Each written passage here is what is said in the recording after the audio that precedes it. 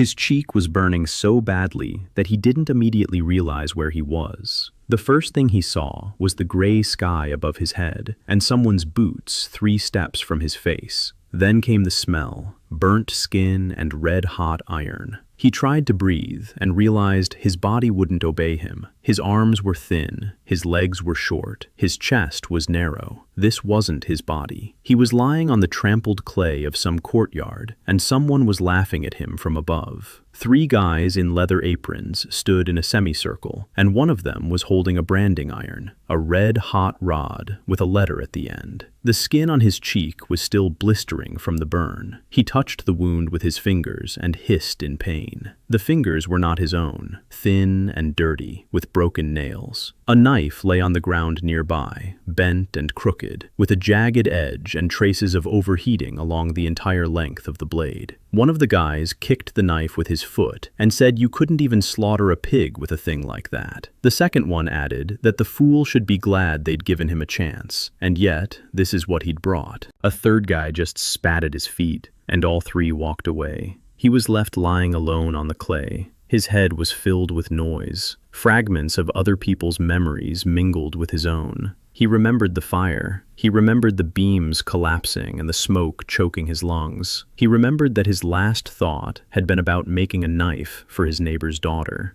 And then darkness. And now here he was, lying in the body of a teenager with a brand on his cheek and a bent knife beside him. He sat up. His head spun, but he steadied himself. He picked up the knife and held it up to his eyes. It had been overheated by 80 degrees. The carbon had burned the hell out of it. The guy had worked with pine charcoal and tempered it by eye. Of course, the steel had warped. Ethan turned the blade and examined the fracture. Coarse grain, a brittle structure. Not a chance this knife would withstand even a single decent blow. But the metal itself wasn't bad. Somewhere hid a decent blank beneath that layer of scrap. He stood up and wiped the blood from his cheek with his sleeve. His body was weak and hungry, but his hands remembered better days. 20 years at the anvil, thousands of blades. Damascus, Sanmai, Wuju steel, and 47 ways to mess up the tempering. All of it was here, in his head,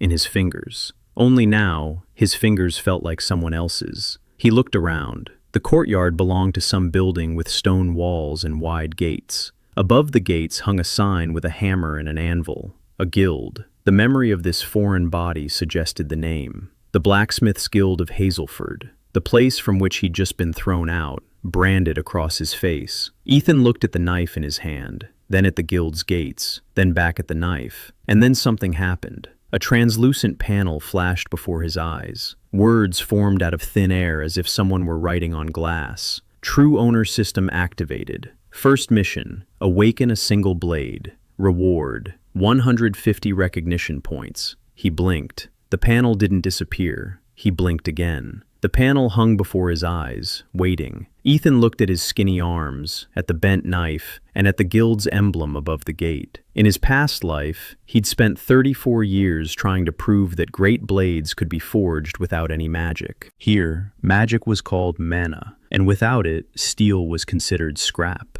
Well then, it seemed he'd have to prove it all over again. He tucked the knife into his belt and walked away from the guild. He needed a junkyard. The memories of this foreign body came back in fits and starts. Names surfaced slowly. Ethan Kerr, the illegitimate son of a mage blacksmith and a maid. His mother had died a month ago of a lung ailment. His father had acknowledged him on his deathbed, but hadn't passed on any mana, because there was nothing to pass on. Empty. That's what they called those who had no mana here. The brand was applied publicly, for the whole street to see, with a red-hot iron so that everyone could see, so that no one would dare approach a true mage. Ethan walked through the narrow streets of Hazelford, looking around. The town was small, stone houses in the center, wooden ones on the outskirts, a market in the main square. The guild's forge took up an entire block, and in the back alleys, behind a wall of broken bricks, lay a junkyard. He found it by the smell. Rusty iron stinks in a certain way. A sour aftertaste on his tongue from a single breath. The guild's scrapyard turned out to be a mountain of metal junk 2 men tall. Defective blades and shards of anvils, chunks of slag, and bent horseshoes. Everything that the magician blacksmiths deemed unworthy of remelting. Ethan began rummaging through it. His hands moved of their own accord. He picked up every piece of metal and examined the fracture. The grain color told him more than any magical diagnostic test.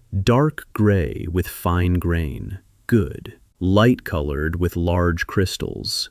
Bad. Overheated. Blue streaks along the edge. Overquenched. He worked for 2 hours. The guard spotted him at the end of the second hour. A burly man with a halberd approached and asked what the hell a void was doing on guild property. Ethan said he was picking up trash. The guard snorted and said that even the guild's trash was worth more than a void's life. Ethan looked at him calmly and said he could pay with his labor. Fix the halberd, for example. Its shaft was loose and the socket was cracked. Another week and the tip would fly off and hit someone in the leg. The guard looked at his halberd, then at Ethan. Then he waved his hand and walked away. Ethan went back to work. By evening, he had sorted out 47 defective blades. 7 of them had the correct carbon content. He determined this by the color of the fracture and by the sound. A tap with a fingernail on the blade. A high-pitched sound meant hard steel. A dull sound means soft steel. 7 blades rang out correctly. He decided to send the remaining 40 to be remelted. All that remained was to find a forge. He found an abandoned smithy outside the city walls. The memory of a stranger's body guided him there. A small stone building with a collapsed roof and a rusty forge inside. Ethan's father had once worked here before he was accepted into the guild. The walls were sooty. The anvil was covered in rust but still sturdy. The forge needed repairs. Ethan spent the rest of the day making repairs. He cleaned out the grate. He patched the cracks in the brickwork with clay. He found some old bellows in the corner and replaced the rotted leather with a piece of his own jacket. There was no charcoal. That was a problem. Pine charcoal produced too low a temperature and too much sulfur. He needed oak. Or better yet,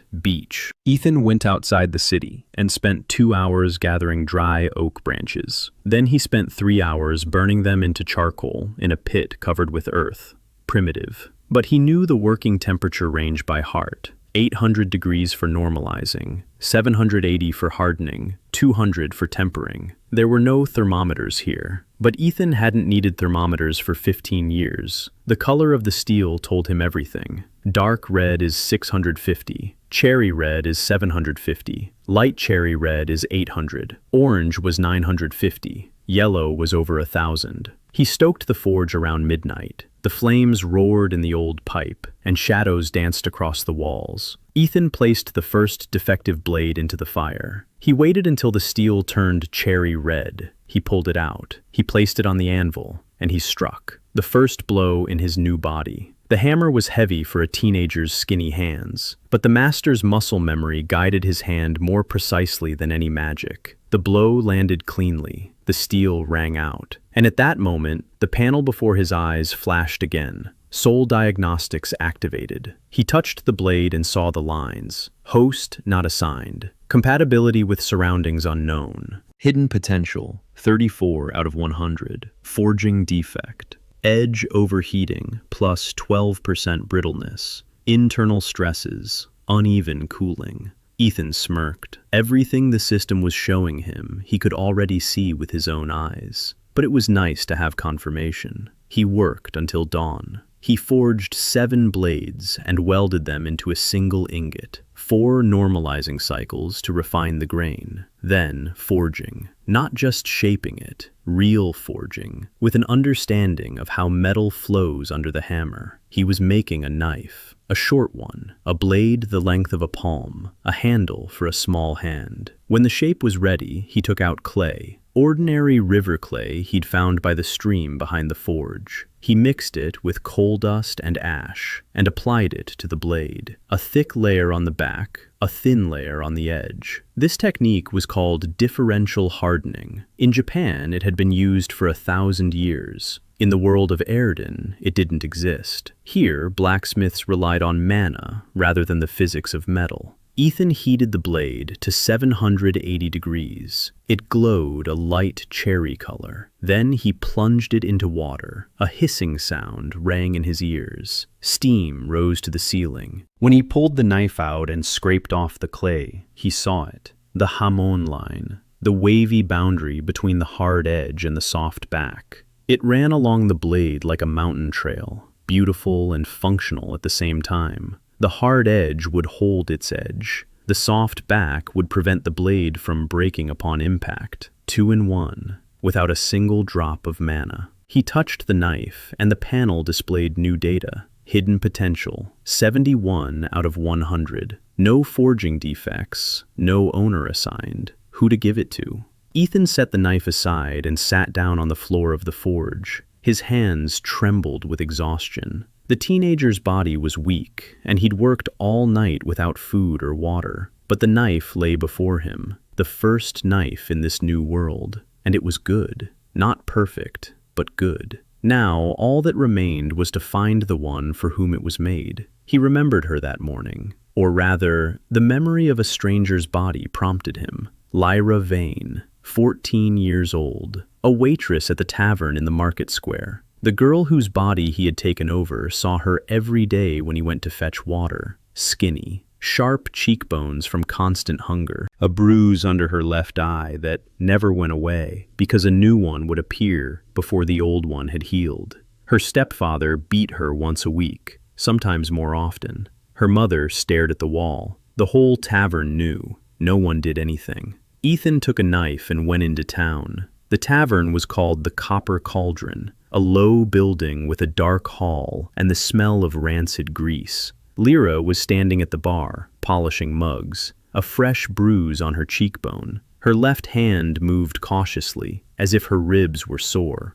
Ethan walked up and placed the knife on the counter. Lyra looked at the knife, then at him, then at the brand on his cheek. She said she couldn't take it. He said it wasn't for sale. It was a gift. She said empties don't make knives. He said this knife was for her, not for sale, not for the guild, for her, so that no one would ever raise a hand against her again. Lyra took the knife from the counter. Her fingers wrapped around the hilt, and Ethan saw the panel before his eyes light up. Compatibility, 94 out of 100. The nature of the steel, stubbornness. The owner's character, stubbornness. Hidden potential, 71 out of 100. Readiness for awakening, 88%. He walked away without looking back. The knife had to do its job on its own, without an audience. The awakening happened an hour later. Ethan was sitting on the porch of an abandoned blacksmith shop, gnawing on a stale crust of bread he'd found in his jacket pocket. The crust was hard as a rock, but the teenager's stomach didn't complain. He chewed and thought about how much coal he'd need for the next batch when he felt it. He didn't hear it. He didn't see it. He felt it, as if someone far away had struck a bell, and the sound traveled not through the air, but through his ribcage. The panel before his eyes flashed. Awakening confirmed. Blade, whisper, owner, Lyra Vane. Awakening by soul affinity. Recognition points plus 150. Tamahagane recipe unlocked. Cost 200 points. Lyra's favor, 5 out of 100, increased to 12 out of 100. Ethan put down his bread and looked toward the city. Somewhere out there, a 14-year-old girl was holding a weapon that responded to her for the first time in her life. He didn't know exactly what had happened, but the panel showed that the blade had awakened, which meant Lyra had used it as intended. Her stepfather would never return to the tavern, or perhaps he would return as a different person.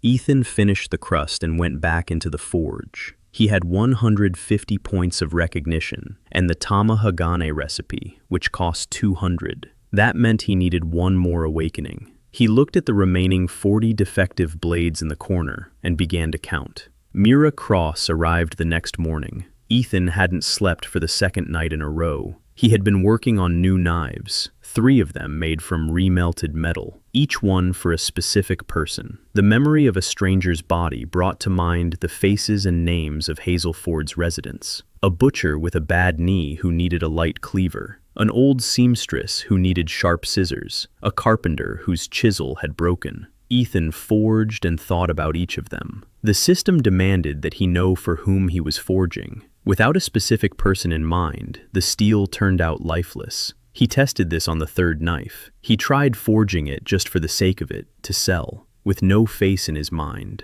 The blade cracked on the third strike after tempering. A clean, even break, as if the metal had decided to break on its own. The system wasn't joking. Every blade had to be for someone. He threw away the shards and started over. This time, he thought of the carpenter. The steel behaved obediently. Ethan finished the third knife by dawn and went out onto the porch to wash up at the stream. A woman was standing there, tall, thin, in a simple white hooded robe. Behind her were 3 others, 2 boys about 10 years old and a girl about 7. All 3 had their arms and faces bandaged, dirty bandages stained with blood. The woman looked at Ethan and said her name was Mara Cross. She was a nun of the Order of the Silent Light, a healer. These children had suffered stab wounds 3 days ago when a gang of robbers attacked a grain wagon at the eastern gate. The guild had refused to provide her with singing scalpels because the convent had no money, and ordinary scalpels were too blunt for the delicate work required to treat the children's wounds. She'd heard that in an abandoned smithy behind the wall, there was someone who made knives without mana. Ethan looked at the children.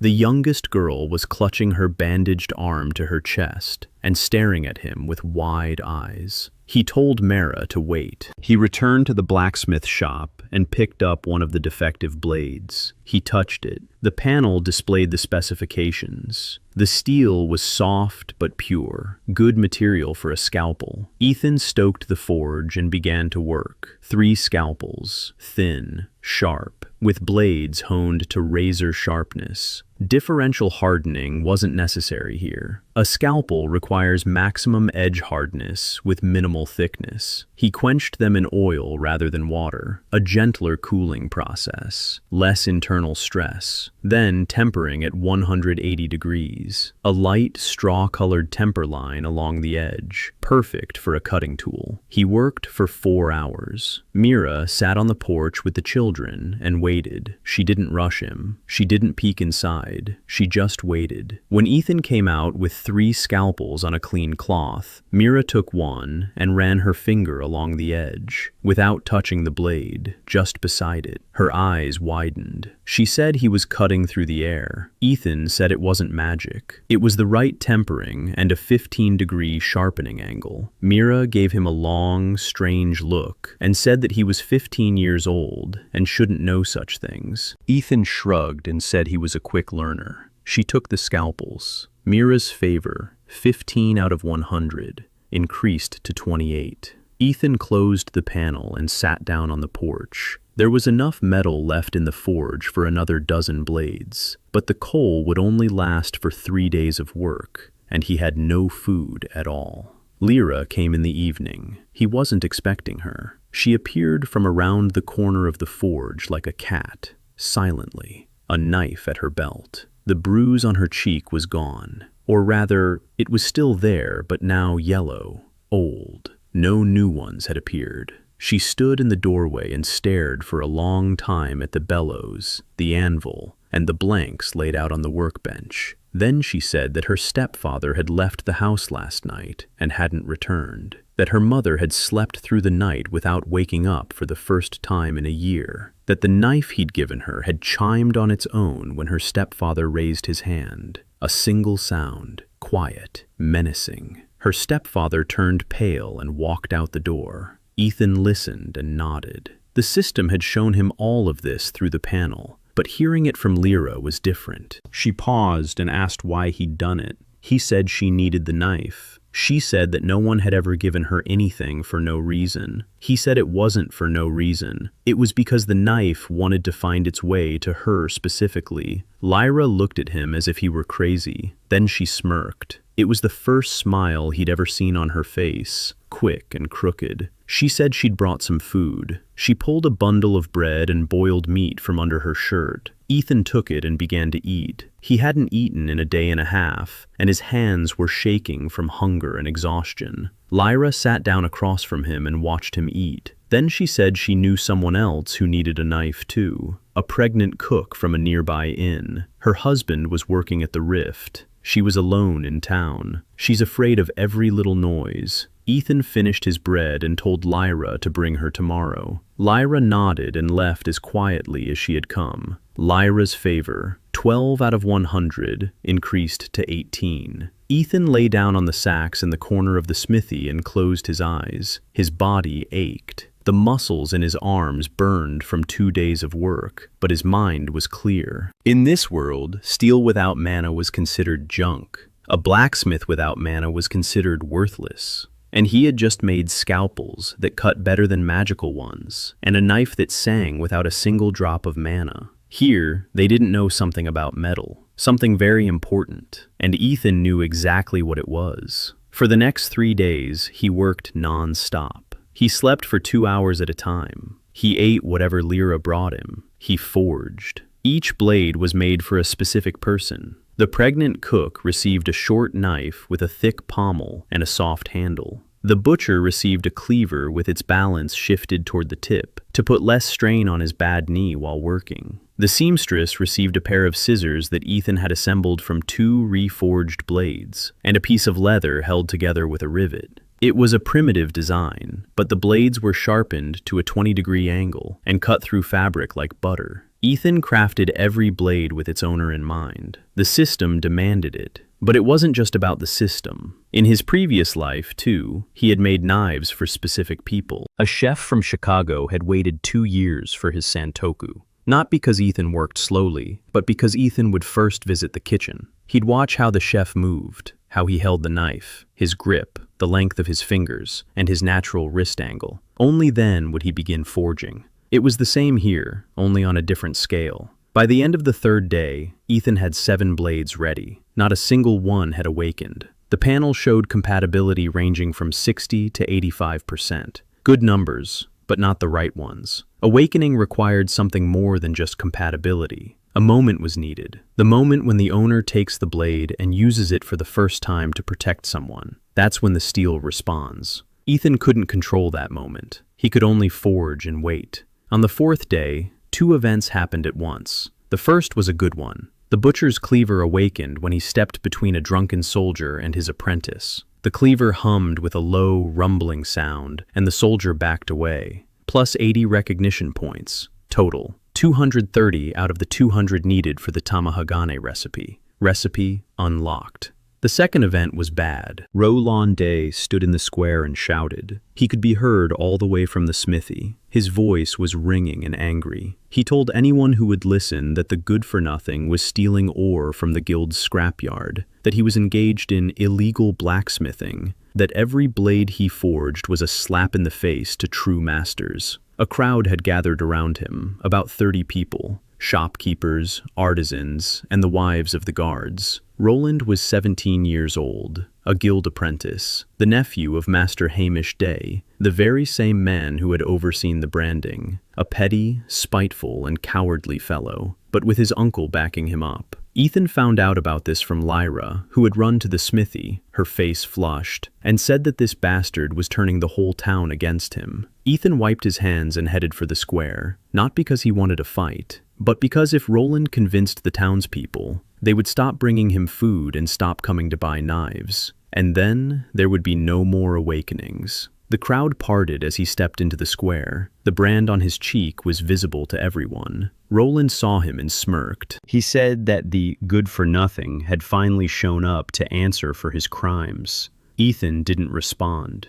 He looked at the sword hanging from Roland's belt, the singing blade, the apprentice's pride. Roland wore it ostentatiously as proof that he possessed mana. Ethan held out his hand and told Roland to give him his sword. Roland laughed and asked why. Ethan said he wanted to show him something. The crowd buzzed. Roland hesitated, but his pride wouldn't let him back down. He drew the sword and tossed it to Ethan. Ethan caught the blade by the hilt. A panel flashed before his eyes. Host, Roland Day. Compatibility, 23 out of 100. Hidden potential, 18 out of 100. Forging defect, an internal crack running along the spine of the blade. Hamish acted quickly. The morning after Roland's public humiliation, 2 guards arrived at the abandoned smithy with an order from the guild. The document stated that all forges within the territory of Highs and the surrounding lands belonged to the Blacksmith's Guild. Using a forge without a license was a violation of the law. The penalty was 50 silver coins or 3 months of hard labor. Ethan took the paper and read it. The letters of this world looked strange, but the memory of this foreign body allowed him to make them out. He looked at the guards and asked when this law had been in effect. The guards exchanged glances. One of them said the law had always been in effect. Ethan said that the forge in this smithy had belonged to his father, who had been a member of the guild and who had acknowledged him before his death, which meant the horn had been passed down to him as an inheritance. The guards exchanged glances again. They weren't lawyers. They were men with halberds who'd been ordered to deliver a piece of paper. One of them shrugged and said he'd been told to deliver the order, that further decisions would be made by those in charge. They left. Ethan placed the paper on the workbench and sat down to think. Hamish didn't stop at a mere piece of paper. This was just the first test. What came next would be more serious. Bribing the guards, arson, maybe even murder. Master Hamish Day held a monopoly on coal and ore in the 3 villages surrounding Hazelford. If some empty-headed boy proved that it was possible to forge functional blades without mana, then his entire business of patents and licenses would collapse. This wasn't a matter of pride, it was a matter of money. And in Erden, people killed easily and often for money. Ethan stood up and walked over to the forge. He had no time for politics. Every day without forging was a day without blades, and blades were needed. He laid out the remaining metal on the workbench and began sorting it. 23 people were waiting in line after yesterday's order. 23 blades. The coal would last 10 days if he worked sparingly. The metal would be enough for 15 blades, not counting the rejects. He needed more. He needed much more. Penny Holloway arrived around noon, 12 years old, red-headed, with freckles all over her face and a bowl of soup in her hands. She squeezed sideways through the smithy door and set the bowl on the workbench next to the blanks. Ethan looked at her and said the smithy wasn't a place for children. Penny said she wasn't a child. She was 12, and she wanted to be his apprentice. Ethan said no. Penny sat down in the corner on some sacks of coal and said she'd wait until he changed his mind. Ethan went back to work. An hour later, he turned around. Penny was sitting in the same corner, staring at him intently. 2 hours later, she was still sitting there. Ethan sighed and asked why she wanted to do this. Penny pulled a small hammer out of her pocket, a child's hammer, with a wooden handle wrapped in rope. She said her dad had made it before they took him away to the penal battalions. Her mom, too. Both of them left and never came back. The hammer doesn't sing. Everyone says it's dead, just like she is, because she doesn't have any mana either. Ethan took the hammer and touched it. The panel lit up. Carrier, Penny Holloway. Compatibility, 97 out of 100. Hidden potential, 89 out of 100. Minor forging defect. Slight overheating of the head, plus 4% softness. Readiness for awakening, 12%. 97 compatibility, 89 potential, and only 12% readiness, the hammer. He was waiting for the moment when Penny wouldn't just be holding it, but when she'd strike with it for someone else's sake. Ethan handed the hammer back and said she could stay, but she'd have to do as he said. Carry coal, hand him tools, tend the fire, and never touch the red-hot metal until he gave her permission. Penny jumped up and down on the sacks and yelled that he wouldn't regret it. Penny's favorability, 30 out of 100, increased to 36. Ethan smirked and returned to the anvil. Outside the window, the bell in the city tower rang. Not the usual noon chime, an alarming one, a long one. 3 strikes, a pause, 3 strikes. Ethan stepped out onto the porch. People were running down the street, all in one direction, toward the market square. Ethan grabbed Penny by the hand and ran after them. The town crier stood on a wooden platform in front of City Hall. Beside him stood 2 soldiers in the royal colors, blue and silver. The town crier unrolled a scroll and began to read, an order from King Erden concerning the blood tax.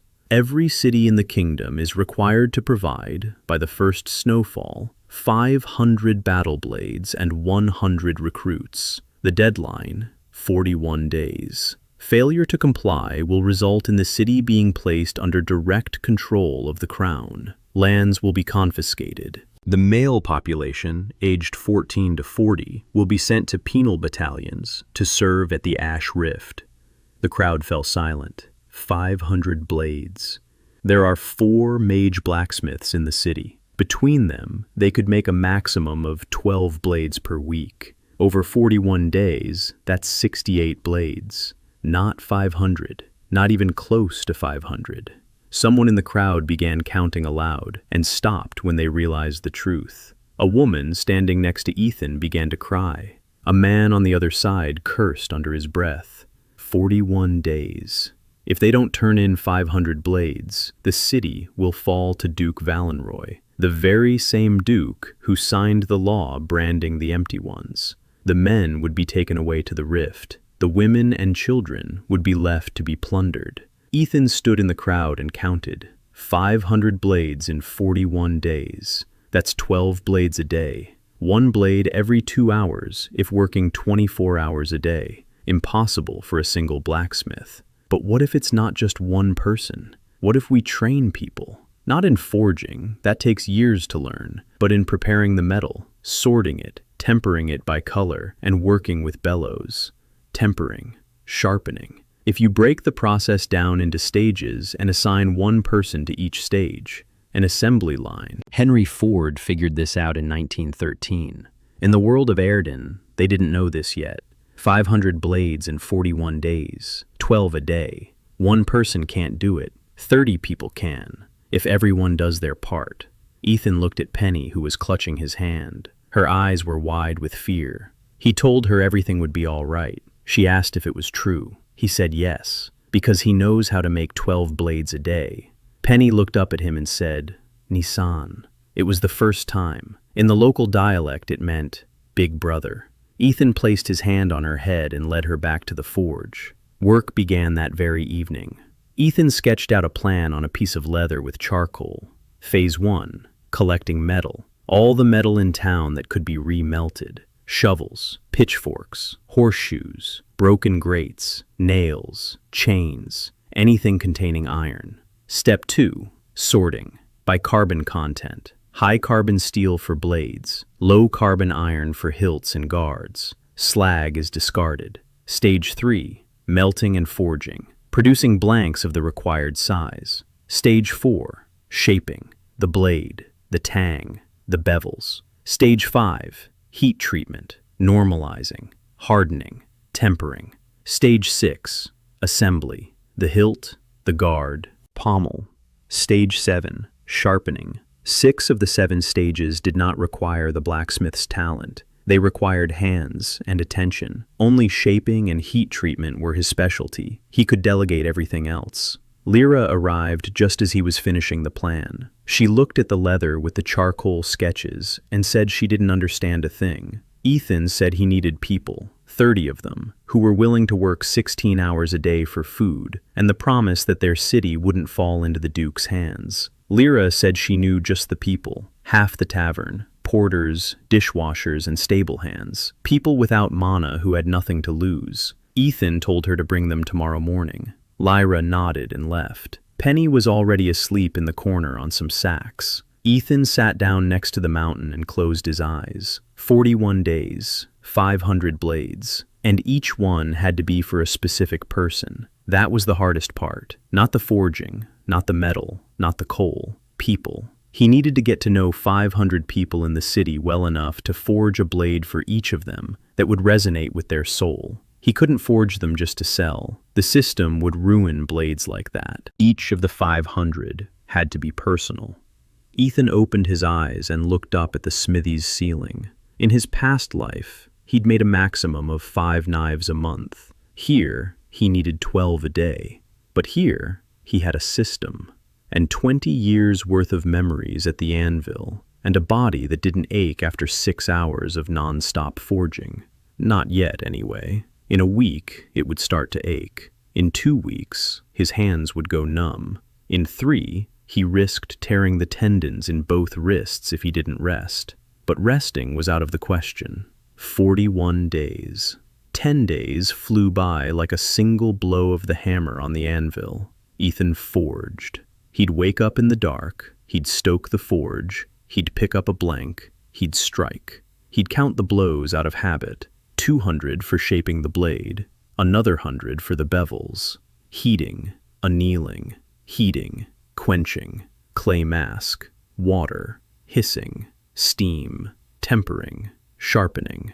Next one. The teenager's body was breaking down slowly and predictably. On the 3rd day, his shoulders started to ache. On the 5th, the fingers of his right hand began to go numb from the impact vibrations. On the 7th day, he burned his left palm when a workpiece slipped out of the tongs. Mira bandaged the burn and said that if he didn't sleep for at least 4 hours, he'd collapse in a week and never get back up. Ethan said he'd sleep once he'd forged 500. Mira gave him that same long look and left. An hour later, she returned with burn ointment and 3 loaves of monastery bread. Mira's favor 28 increased to 33.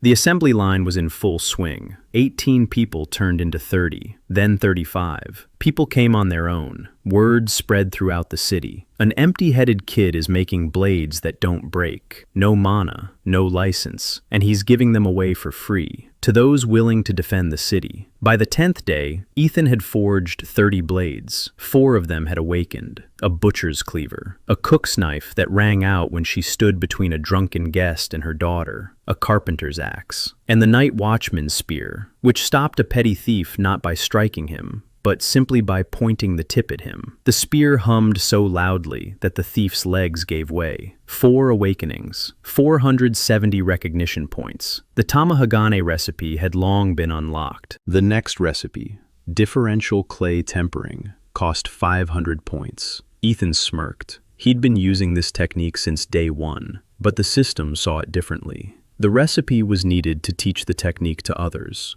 Without unlocking it, he could only use it himself. Just 30 more points, and he'd be able to pass the knowledge on to his students. That changed everything. Because if his students could perform the hardening themselves, Ethan could focus on shaping, and shaping was the fastest stage. On the 11th day, Roland returned, not alone, with 4 guys from the guild. They came at night. Ethan smelled oil a second before he saw the fire. A rag soaked in oil lay against the smithy wall. The flames were already licking at the lower planks. Ethan bolted out the back door and saw the backs of the fleeing men, 4 of them. He didn't see the 5th because the 5th was Lyra. She was standing in the shadows around the corner, holding Roland by the collar. A knife was pressed against his throat, not with the sharp edge, but with the blunt side. But Roland didn't know that. He was gasping and thrashing. Lyra said that she'd caught him setting the fire. The others had run off. Ethan put out the fire. The boards were charred, but the wall had held. Stone doesn't burn. Wood burns, but there wasn't much of it. He walked over to Roland and looked him in the eyes. Roland was in a panic. White eyes, shaking hands. He mumbled that his uncle had ordered it, that he was just following orders. Ethan turned silently and walked back into the smithy. Lyra asked what to do with him. Ethan said to let him go. Lyra looked at him as if he were... He said that Roland wasn't dangerous. Hamish was dangerous, and Hamish needed to be dealt with differently. Lyra let Roland go and he ran off, stumbling in the darkness. Lyra's favor 18 was increased to 24. She didn't ask why. She just stood guard. Starting that night, Lyra began sleeping at the threshold of the blacksmith shop. She brought a mattress and laid it by the door. Ethan didn't argue. He needed someone who wouldn't sleep when he slept. And Lyra slept like a cat with one eye open. Shonhua An arrived on the 14th day. She came alone, without warning. Tall, straight back, short hair, a stony face. She didn't say hello. She didn't explain who she was. She silently placed a shard of a sword on the workbench in front of Ethan, a blade the length of a palm. The rest was broken. The forging pattern was still visible on the fragment, magical, runes along the spine, but they had long since faded. The metal was dead. Ethan picked up the fragment and touched it. The panel lit up. Former bearer, Captain Ren An. Status, killed in action. Cause of death, blade destruction upon collision with the hollow. Forging defect, critical overload of the manic structure. Incompatibility between the blacksmith's voice and the nature of the steel, plus a 67% probability of destruction under maximum load. Ethan read the report and felt his teeth clench. The blade had been doomed from the moment it was forged. The mage-smith who forged it imbued it with his voice without considering whether it suited the owner. The voice was too loud for steel that was too thin, like an opera singer in a glass cup. At the very first serious blow, the cup burst, along with Captain Ren An. Sonhwa stood and waited. Ethan looked at her. 19 years old, the captain's daughter, a dead father, a shard in her hands, and a stony face that hadn't cried in 5 years. He said he couldn't repair this sword.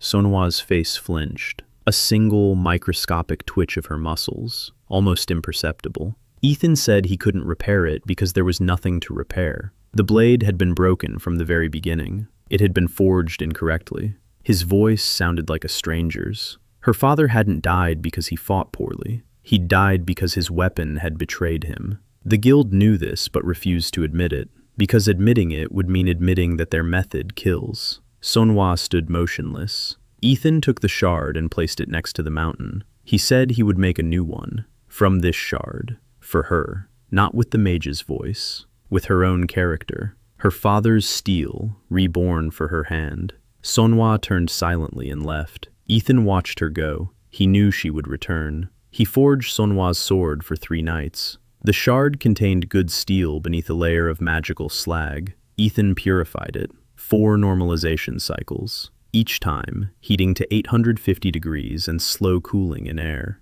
The grain became finer. The structure evened out. The dead runes burned away during the very first heating, leaving pure metal. Ethan added fresh steel from remelted horseshoes. He welded the 2 pieces together, using forge welding at 1,100 degrees, white in color, boric acid as a flux. He didn't have boric acid, but he found a substitute, oak charcoal ash mixed with river sand. The silicon in the sand worked as a flux just as well as boric acid. He hammered the blank 200 times. Then he folded it, hammered it again, folded it, 4 folds, 16 layers. The recipe for laminated steel hadn't been unlocked in the system yet. Cost? 1,200 points. He had 470. But the system emphasized passing knowledge on to others. For himself, he could forge however he wanted, because he already knew how. Laminated steel gave the blade both flexibility and strength. 16 layers of soft and hard metal, like a sandwich. The soft layers bend but don't break. The hard layers hold the edge and cut. Together, they create a structure that cannot be obtained from a single piece. Ethan finished shaping it on the 2nd night. The blade turned out longer than the fragment, 70 centimeters, straight,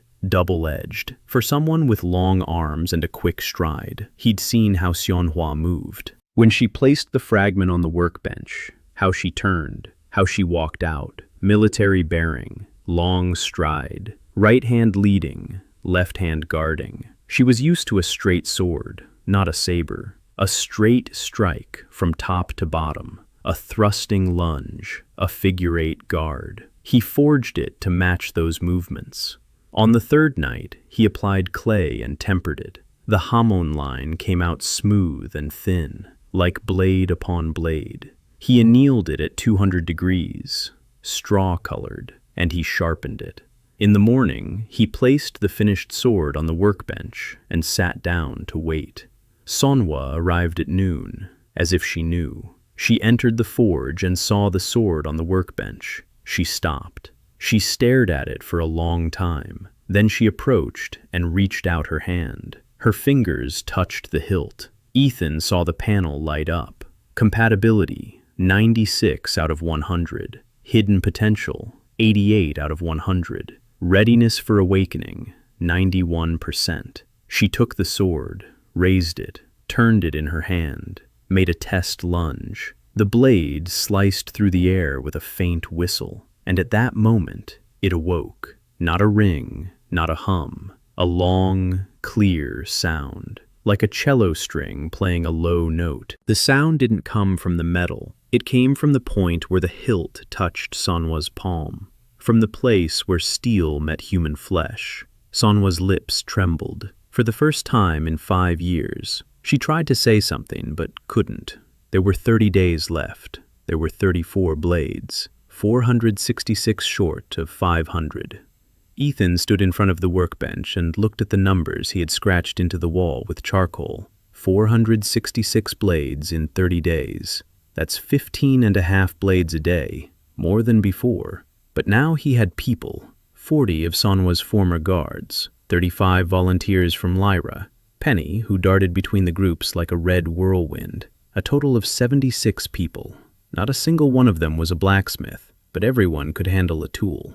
Ethan reorganized the production line overnight. He divided the people into 7 teams: coal, foundry, molding, hardening, assembly, sharpening, and the last one, the recruiting team. 5 people who walked around the city and talked to every resident. They found out what each person did for a living, which hand they used to work with, how tall they were, and how long their stride was. They brought this data to Ethan, and Ethan forged, not blindly, each blade for a specific name, for specific hands, for a specific character. The system wouldn't allow it any other way. But now Ethan had a recipe for differential hardening to pass on. This meant he could teach others how to temper. And that changed everything. Because tempering took up 1/3 of the total forging time. If the apprentices did it, Ethan could focus solely on shaping and the final finishing touches. His first student was a guy named Kai, 22 years old, a former security guard, quiet, attentive. His hands were large and steady. Ethan demonstrated the technique to him once. Heat it to cherry red. Apply the clay. A thick layer on the back, a thin layer on the edge. Heat it again to cherry red. Dip it in water, smoothly, without any jerks. Kai did his first tempering, and it was crooked. The Hamun line veered off to the side. Ethan said it was fine. He demonstrated it again. Kai did a second one, better. The third was almost right. By the end of the day, Kai was tempering no worse than Ethan had in his first year of apprenticeship in Pittsburgh, maybe even better. Because in his first year, Ethan didn't have a system that highlighted every flaw in real time. The panel highlighted the students' mistakes as red lines: overheating by 20 degrees, uneven clay layer, submerging too quickly. Ethan saw the mistake before it became a flaw, and he corrected it. 3 days later, he had 5 students in the hardening phase, Kai and 4 others, 2 men and 2 women, all without mana, all with the empty brand on their cheeks, or without a brand but with the same status, useless by the guild's standards, excellent by Ethan's standards, because they didn't need to forget about mana, they just needed to learn to see the color of steel, and they learned quickly, because their lives depended on it. Production increased, 8 blades a day in the second week, 10 in the third. By the 20th day from the start of the count, Ethan was forging 12 blades, exactly as many as he'd planned. 30 were ready by the time the tax was announced, then 70, then 110. The smithy wall was covered with notches. Each notch represented 1 blade. Each blade represented 1 name. Penny kept track. She had a notebook made of pieces of leather sewn together and a stub of a charcoal pencil. She wrote down every name and every blade. A cleaver for the butcher, Vort. A knife for the laundress, Mary. A sword for the guard, Dan. A spear for the fisherman, Hal. She would write them down and bring them to Ethan when he couldn't remember who a particular piece was meant for. A little red-headed secretary with a hammer on her belt. Penny's favor grew every day. 36, 38, 42. She never left the forge. She slept in a corner. She ate with Ethan. She carried coal, handed him tools, and monitored the furnace's temperature with a precision that even surprised Ethan. She could sense the heat, not with a thermometer, with her skin. When the furnace was overheating, Penny would point it out before Ethan even noticed the flame changing color. She had a sixth sense. Not mana. Something else. Something Ethan didn't yet understand. Elaine Morven appeared on the 22nd day. Ethan was working at the anvil. He was striking the workpiece with rhythmic blows. Inhale, strike, exhale, turn, strike. The horn bellowed. Steam from the quenching tank rose toward the ceiling. Penny sat by the bellows, pumping air with steady movements. And then Ethan felt a gaze. He didn't see it. He felt it, like a chill down the back of his neck. He turned toward the window. There stood a woman, 24 years old, tall. Her dark hair was pulled back into a bun. Her face was beautiful and cold. She was looking at his hands, at the hammer, at the anvil, at the metal, with an expression Ethan knew all too well. It's how a master looks at someone else's work, with professional interest that he tries to hide behind contempt. Ethan set down the hammer and walked over to her. She didn't back away. She stood straight and looked down at him, a head taller. She said he was a disgrace to the craft, that forging without mana was like singing without a empty sound, dead steel, a deception for the gullible. Ethan listened and said nothing. When she finished, he asked her name. She said, Elaine Morven, daughter of Master Morven, former guild elder in Ravenstein. Former? Ethan asked. Elaine pressed her lips together and didn't. Ethan returned to the forge. A minute later, he came out with a hammer in his hand. Not his work hammer, but another one, a light one, a training hammer. He held it out to Elaine and said, "Show me." She looked at the hammer, then at Ethan. Her eyes flashed with anger. She snatched the hammer from his hands and walked into the forge. She approached the anvil, gripped the workpiece with tongs, raised the hammer, and struck. The steel cracked. A clean break right down the middle. Elaine froze, the hammer still raised in her hand. The two halves of the blank lay on the anvil. Ethan stood behind her and saw everything. He said she was striking out of anger. Every blow was like a punishment for the metal. Steel can sense that. It doesn't forgive anger. It responds to it with fragility. He said she needed to strike for someone, not against something. For. Elaine dropped the hammer. She turned around. Her eyes were wet. She walked out without looking back. Elaine's favorability, previously at -10, was raised to -3. Penny walked over to Ethan and tugged at his sleeve. She asked who that mean lady was. Ethan said she was a blacksmith. Penny asked if she was a real one. Ethan said yes, maybe the best he'd ever seen in this world. She just doesn't know it herself yet. That evening, Lyra brought news. Bad news. Master Hamish set fire to the coal warehouse on the eastern outskirts. Not personally, through others, but everyone knew it was him. The warehouse belonged to the whole city. It stored coal for heating and for the forges. 80% of the supply burned up overnight. Ethan stood before the blackened ruins and did the math. He had enough coal left in his forge for 4 days of work. In the coal pits, there was enough for 3 more days. That made a total of 1 week, but he needed 3 weeks. Another 320 blades. Without coal, there's no heat. Without heat, there's no steel. Without steel, the city will die. He sat down on a charred log and, for the first time ever, felt at a loss. His hands were shaking, not from fatigue, but from rage. Hamish was playing dirty, not openly, from the shadows, through arson and sabotage. A classic monopolist's tactic. If you can't beat the competition, destroy their resources. Ethan sat on the log and thought. Charcoal can be made. Slowly. Oak branches. Charcoal pits. 2 days per batch. Not fast enough. He needed another source. Or another method. He sat there thinking, and then Penny tugged at his sleeve. She said she could hear something. Ethan asked, what exactly? Penny said she didn't know. Something quiet, coming from far away, singing off-key. Ethan froze.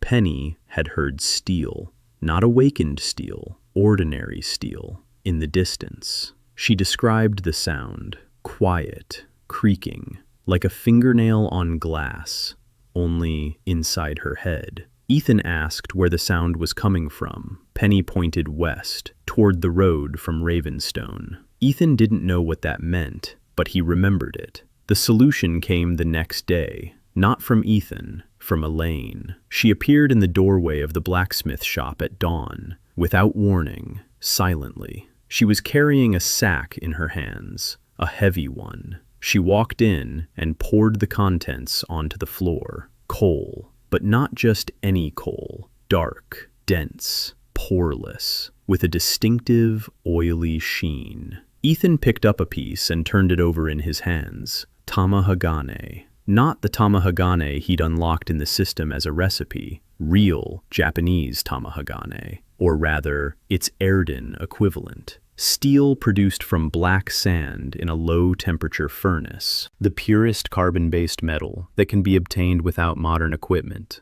Ethan looked at Elaine. She stood with a stony expression, staring at the wall. He asked where it came from. She said she had her own supply, a year's worth, which she had forged in secret from everyone. That was all she had. Ethan looked at the pile of tamahagane on the floor. 20 kilograms, maybe 25. You could make 40 blades from this, maybe 50 if you were careful, not 320. But 50 blades made from tamahagane are worth 200 made from ordinary steel. Stronger, sharper, lighter. And the tempering comes out cleaner, because tamahagane has almost no impurities. Ethan looked at Elaine, and for the first time, thanked her. By name. Thank you, Elaine. She blinked, turned away, and left. She didn't walk out. She practically ran out. Elaine's favor rating, previously -3, was raised to 24. Penny peeked out from behind the anvil and said that the mean ant had turned red. Ethan told Penny that if she didn't shut up, she'd be cleaning the quenching tank for the rest of the week. Penny giggled and hid back behind the anvil. Ethan took stock of his resources, Elaine's tamahagane, the remaining coal from the pits,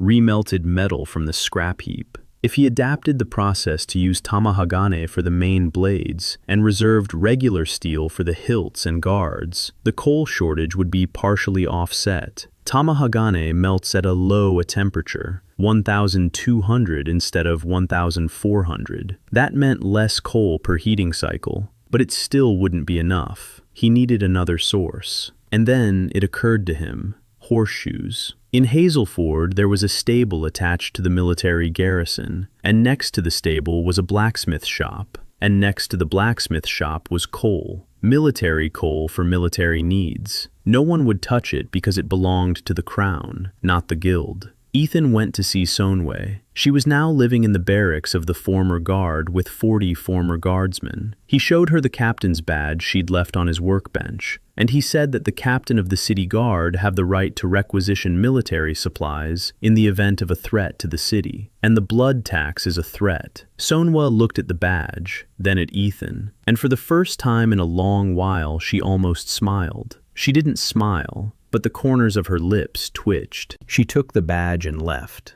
2 hours later, a cart carrying 2 metric tons of military coal pulled up to the forge. Sonwa's favor 22 was raised to 30. Ethan stood in front of the cart looking at the black sacks. 2 metric tons would be enough for 3 weeks of continuous forging, exactly as much as needed. 320 blades, 21 days. 15 blades a day. With Elaine's tamahagane, Sonwa's military coal, 30 apprentices, 5 temperers, and the red-haired girl who can feel the heat with her skin, it's possible. Ethan returned to the anvil. He raised the hammer and struck. 21 days until the deadline. 180 blades ready. 320 left. Ethan stood at the anvil and struck. The rhythm hadn't changed for 3 weeks now. Inhale, strike, exhale, turn, strike. The teenager's hands had grown rough and calloused. His fingers no longer went numb. His body had gotten used to it, or given in, one or the other.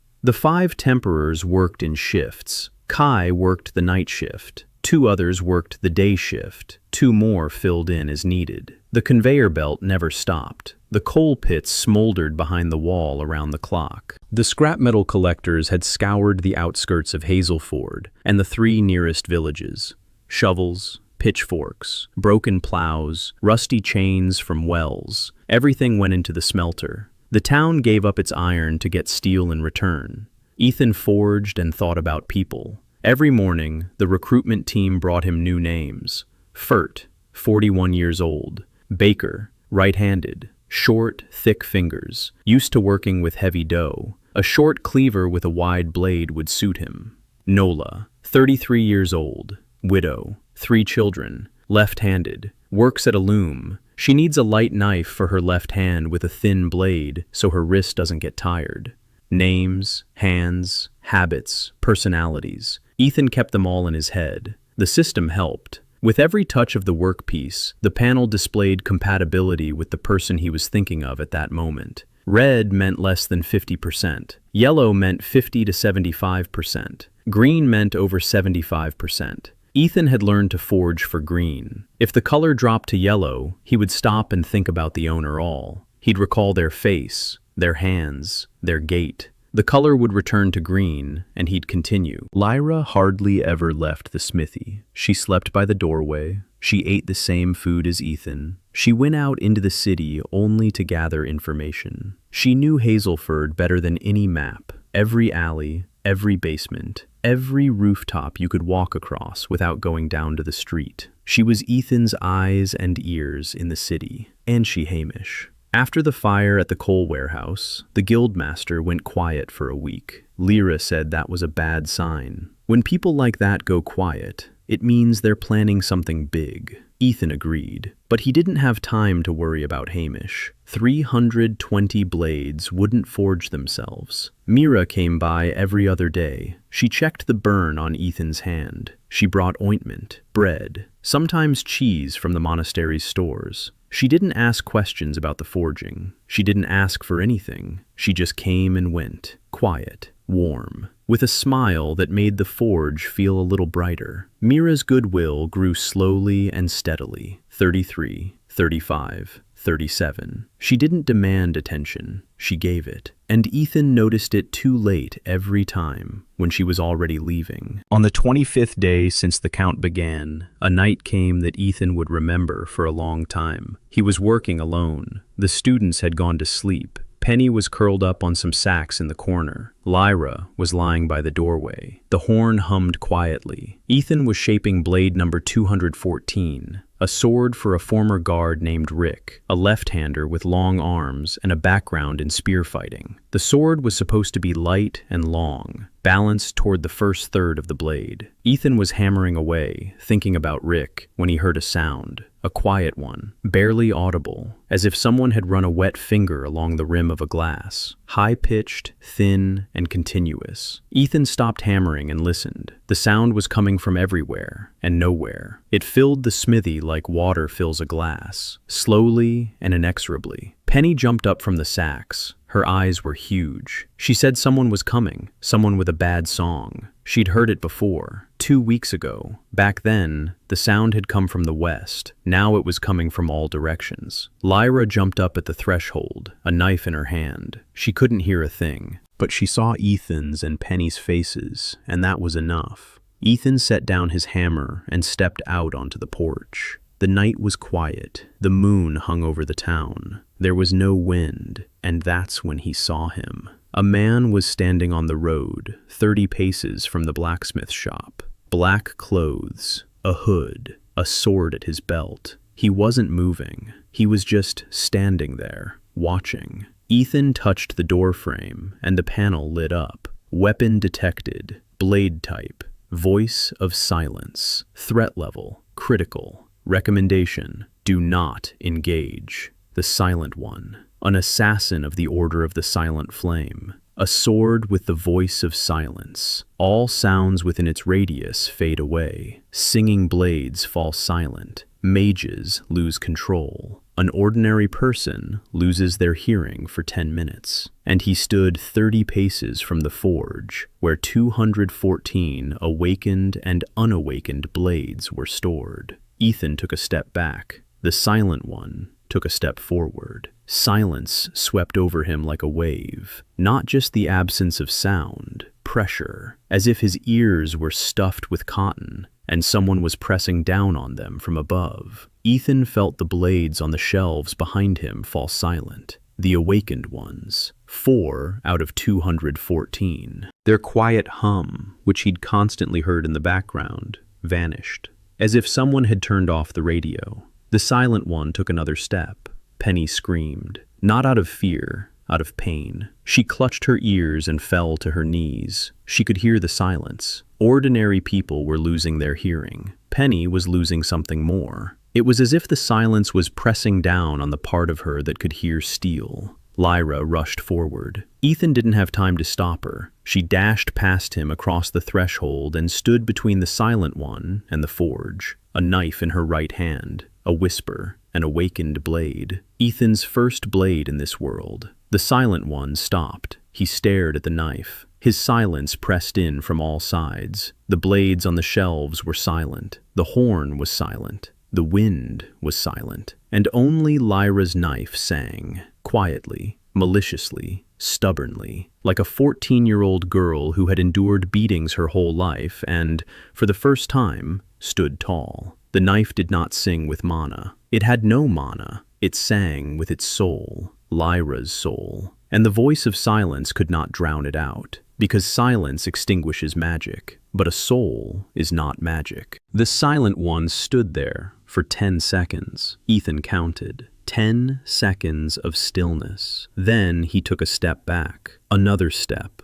and another. The pressure of the silence eased. Sounds began to return. First, the wind, then the creak of wood, then a dog barking in the distance. The blades on the racks hummed again, quietly and hesitantly, like children after a thunderstorm. The silent one turned and walked off into the darkness. He didn't run. He walked away, slowly and steadily, like a man who had seen something he didn't expect and needed time to think it over. Lyra stood on the road with a knife in her hand. She didn't move. Ethan approached her and saw the blood, her left bow, a cut, shallow but long. She hadn't even noticed when it happened. Maybe the blade of silence had grazed her. Maybe she'd cut herself on the corner of the wall when she lunged forward. She looked at Ethan and said he'd left. Ethan said yes. Lyra said the knife had sung. Ethan said yes. Lyra smiled, crookedly, as always, and sank to her knees. Blood was flowing down her left side onto the ground. Ethan scooped her up and dragged her into the smithy. He shouted for Penny to run after Myra. Penny jumped up and ran. 20 minutes later, Myra was in the smithy. She examined the wound and said the cut was clean. It would heal in a week, but Lyra had lost a lot of blood and couldn't move for 2 days. Myra worked silently and quickly. The scalpels Ethan had forged for her 2 weeks ago were in her bag. She used them to clean the wound. Sharp, precise, better than the singer's. She didn't say it out loud, but Ethan could tell by the way her hands moved. Confident movements, no tremor. She trusted his steel. The panel flashed. A mission had been opened. Find out what the voice of silence is. The reward? The recipe for response steel. Ethan closed the panel and sat down next to Lyra. She was lying on the mattress staring at the ceiling. Her eyes were clouded with pain and blood loss. She reached out and found his hand. She squeezed it, weakly. Her lips moved. She said something, quietly, almost inaudibly. Ethan leaned in closer, but there was a knock at the door, loud and demanding. Ethan stood up and opened it. Standing in the doorway was the royal quartermaster, checking on their progress. Behind him were 2 soldiers in blue and silver. He said he had come to count the blades.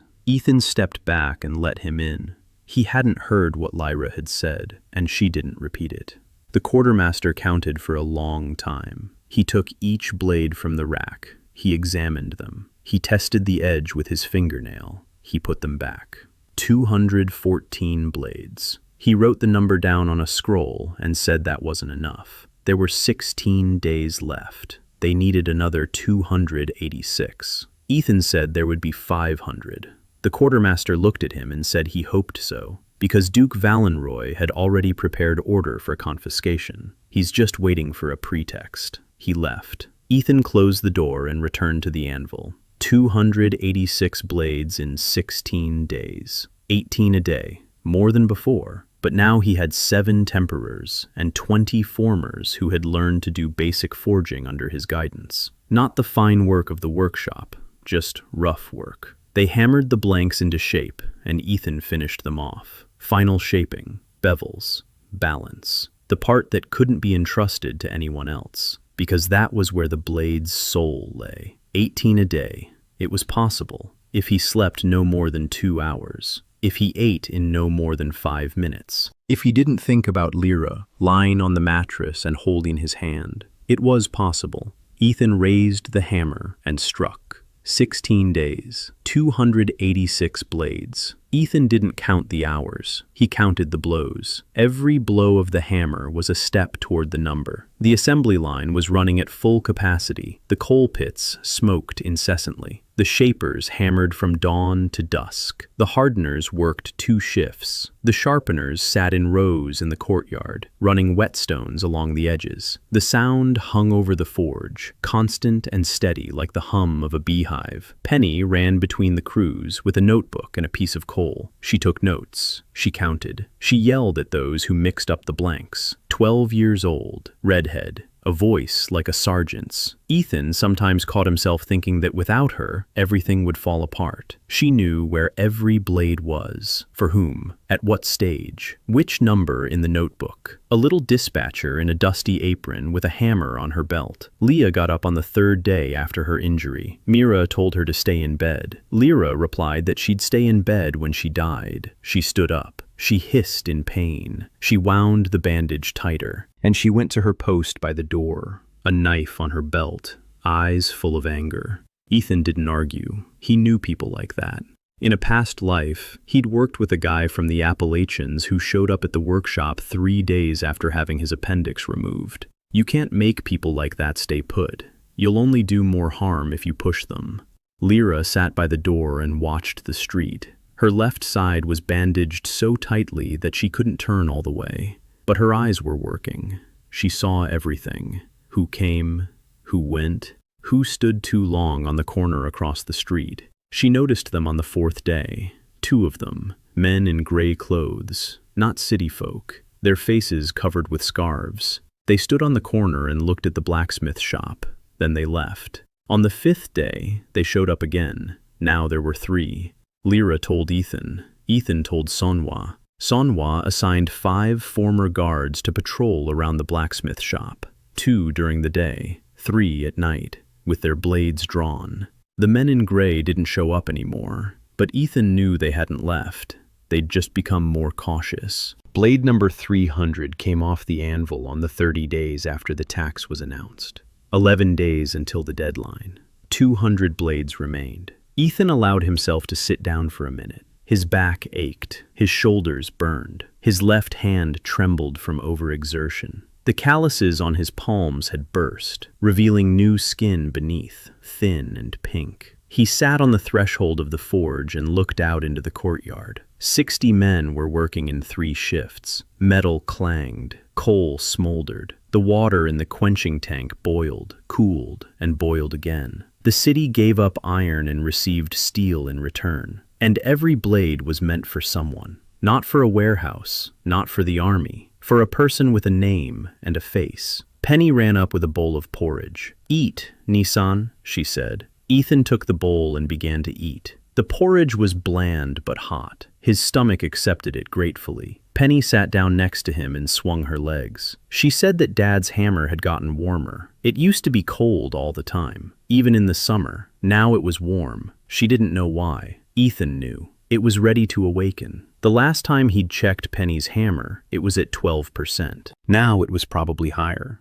The hammer was waiting for the moment when Penny would strike with it for someone's sake. Not for herself, for someone else. That moment hadn't come yet, but the hammer already sensed that it was close. Elaine arrived on the 31st day, not in secret, out in the open. She walked into the forge in broad daylight, in full view of everyone. 30 formers and 7 hardeners, along with Penny, Lyra, and 2 patrolmen, saw her approach Ethan. In her hands she held a piece of metal, small, about the size of a fist, dark, with a distinctive pattern on the cut edge, folded steel. her own work. She placed the piece on the workbench and said nothing. Ethan picked up the metal and turned it over in his hands. The panel lit up. Steel quality, exceptional. Carbon content, 1.1%. Structure, 24 layers of folds. Defect, micro cracks at the interlayer boundaries. Cause, excessive pressure during welding. Emotional factor, anger. Ethan looked at Elaine. She stood with her back straight, looking at him,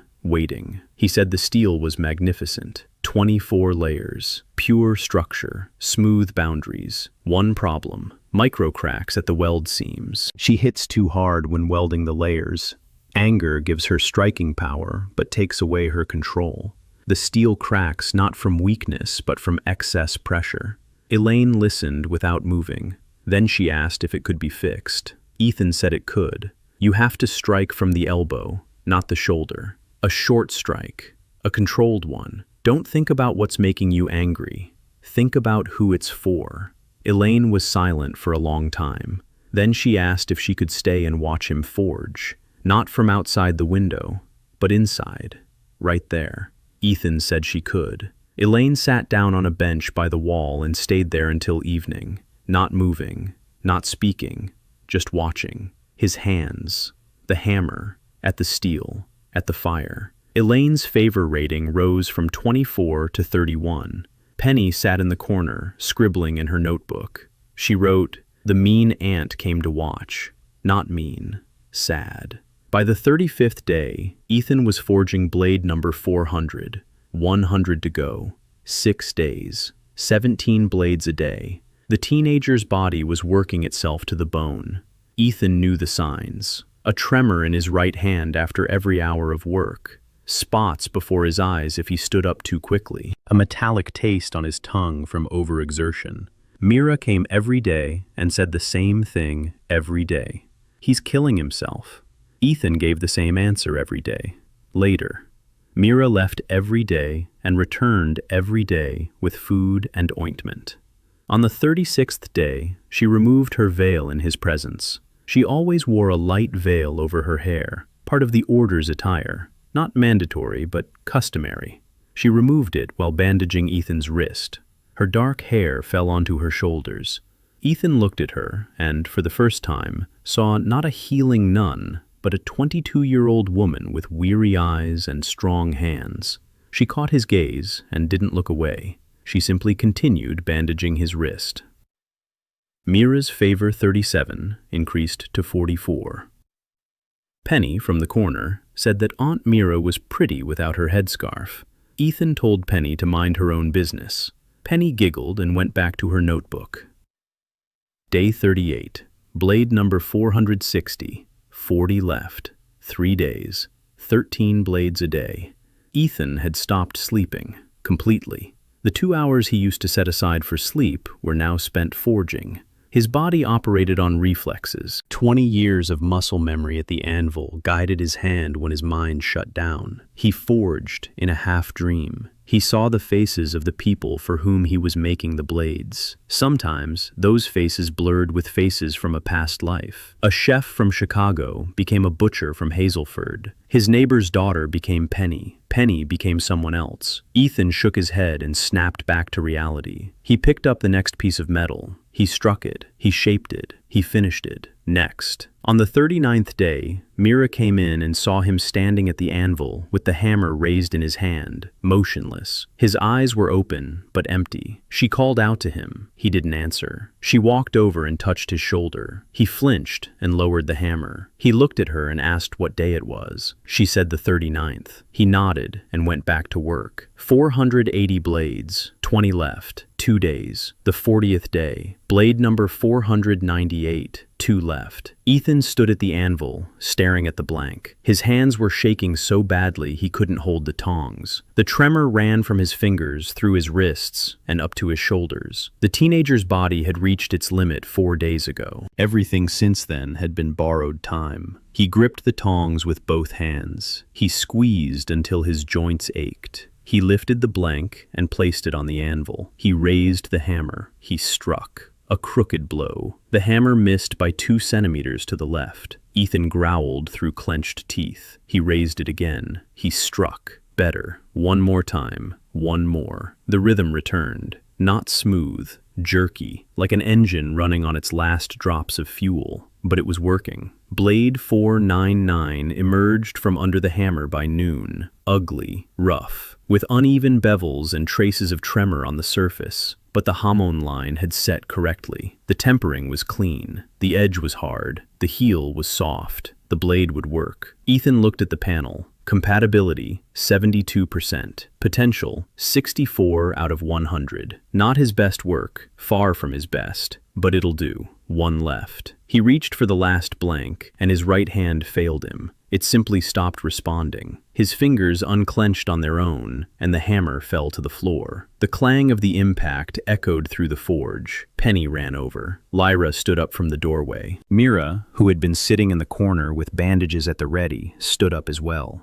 Ethan stared at his right hand. His fingers wouldn't move. His hand hung there as if it weren't his own. Muscle strain, tendinitis.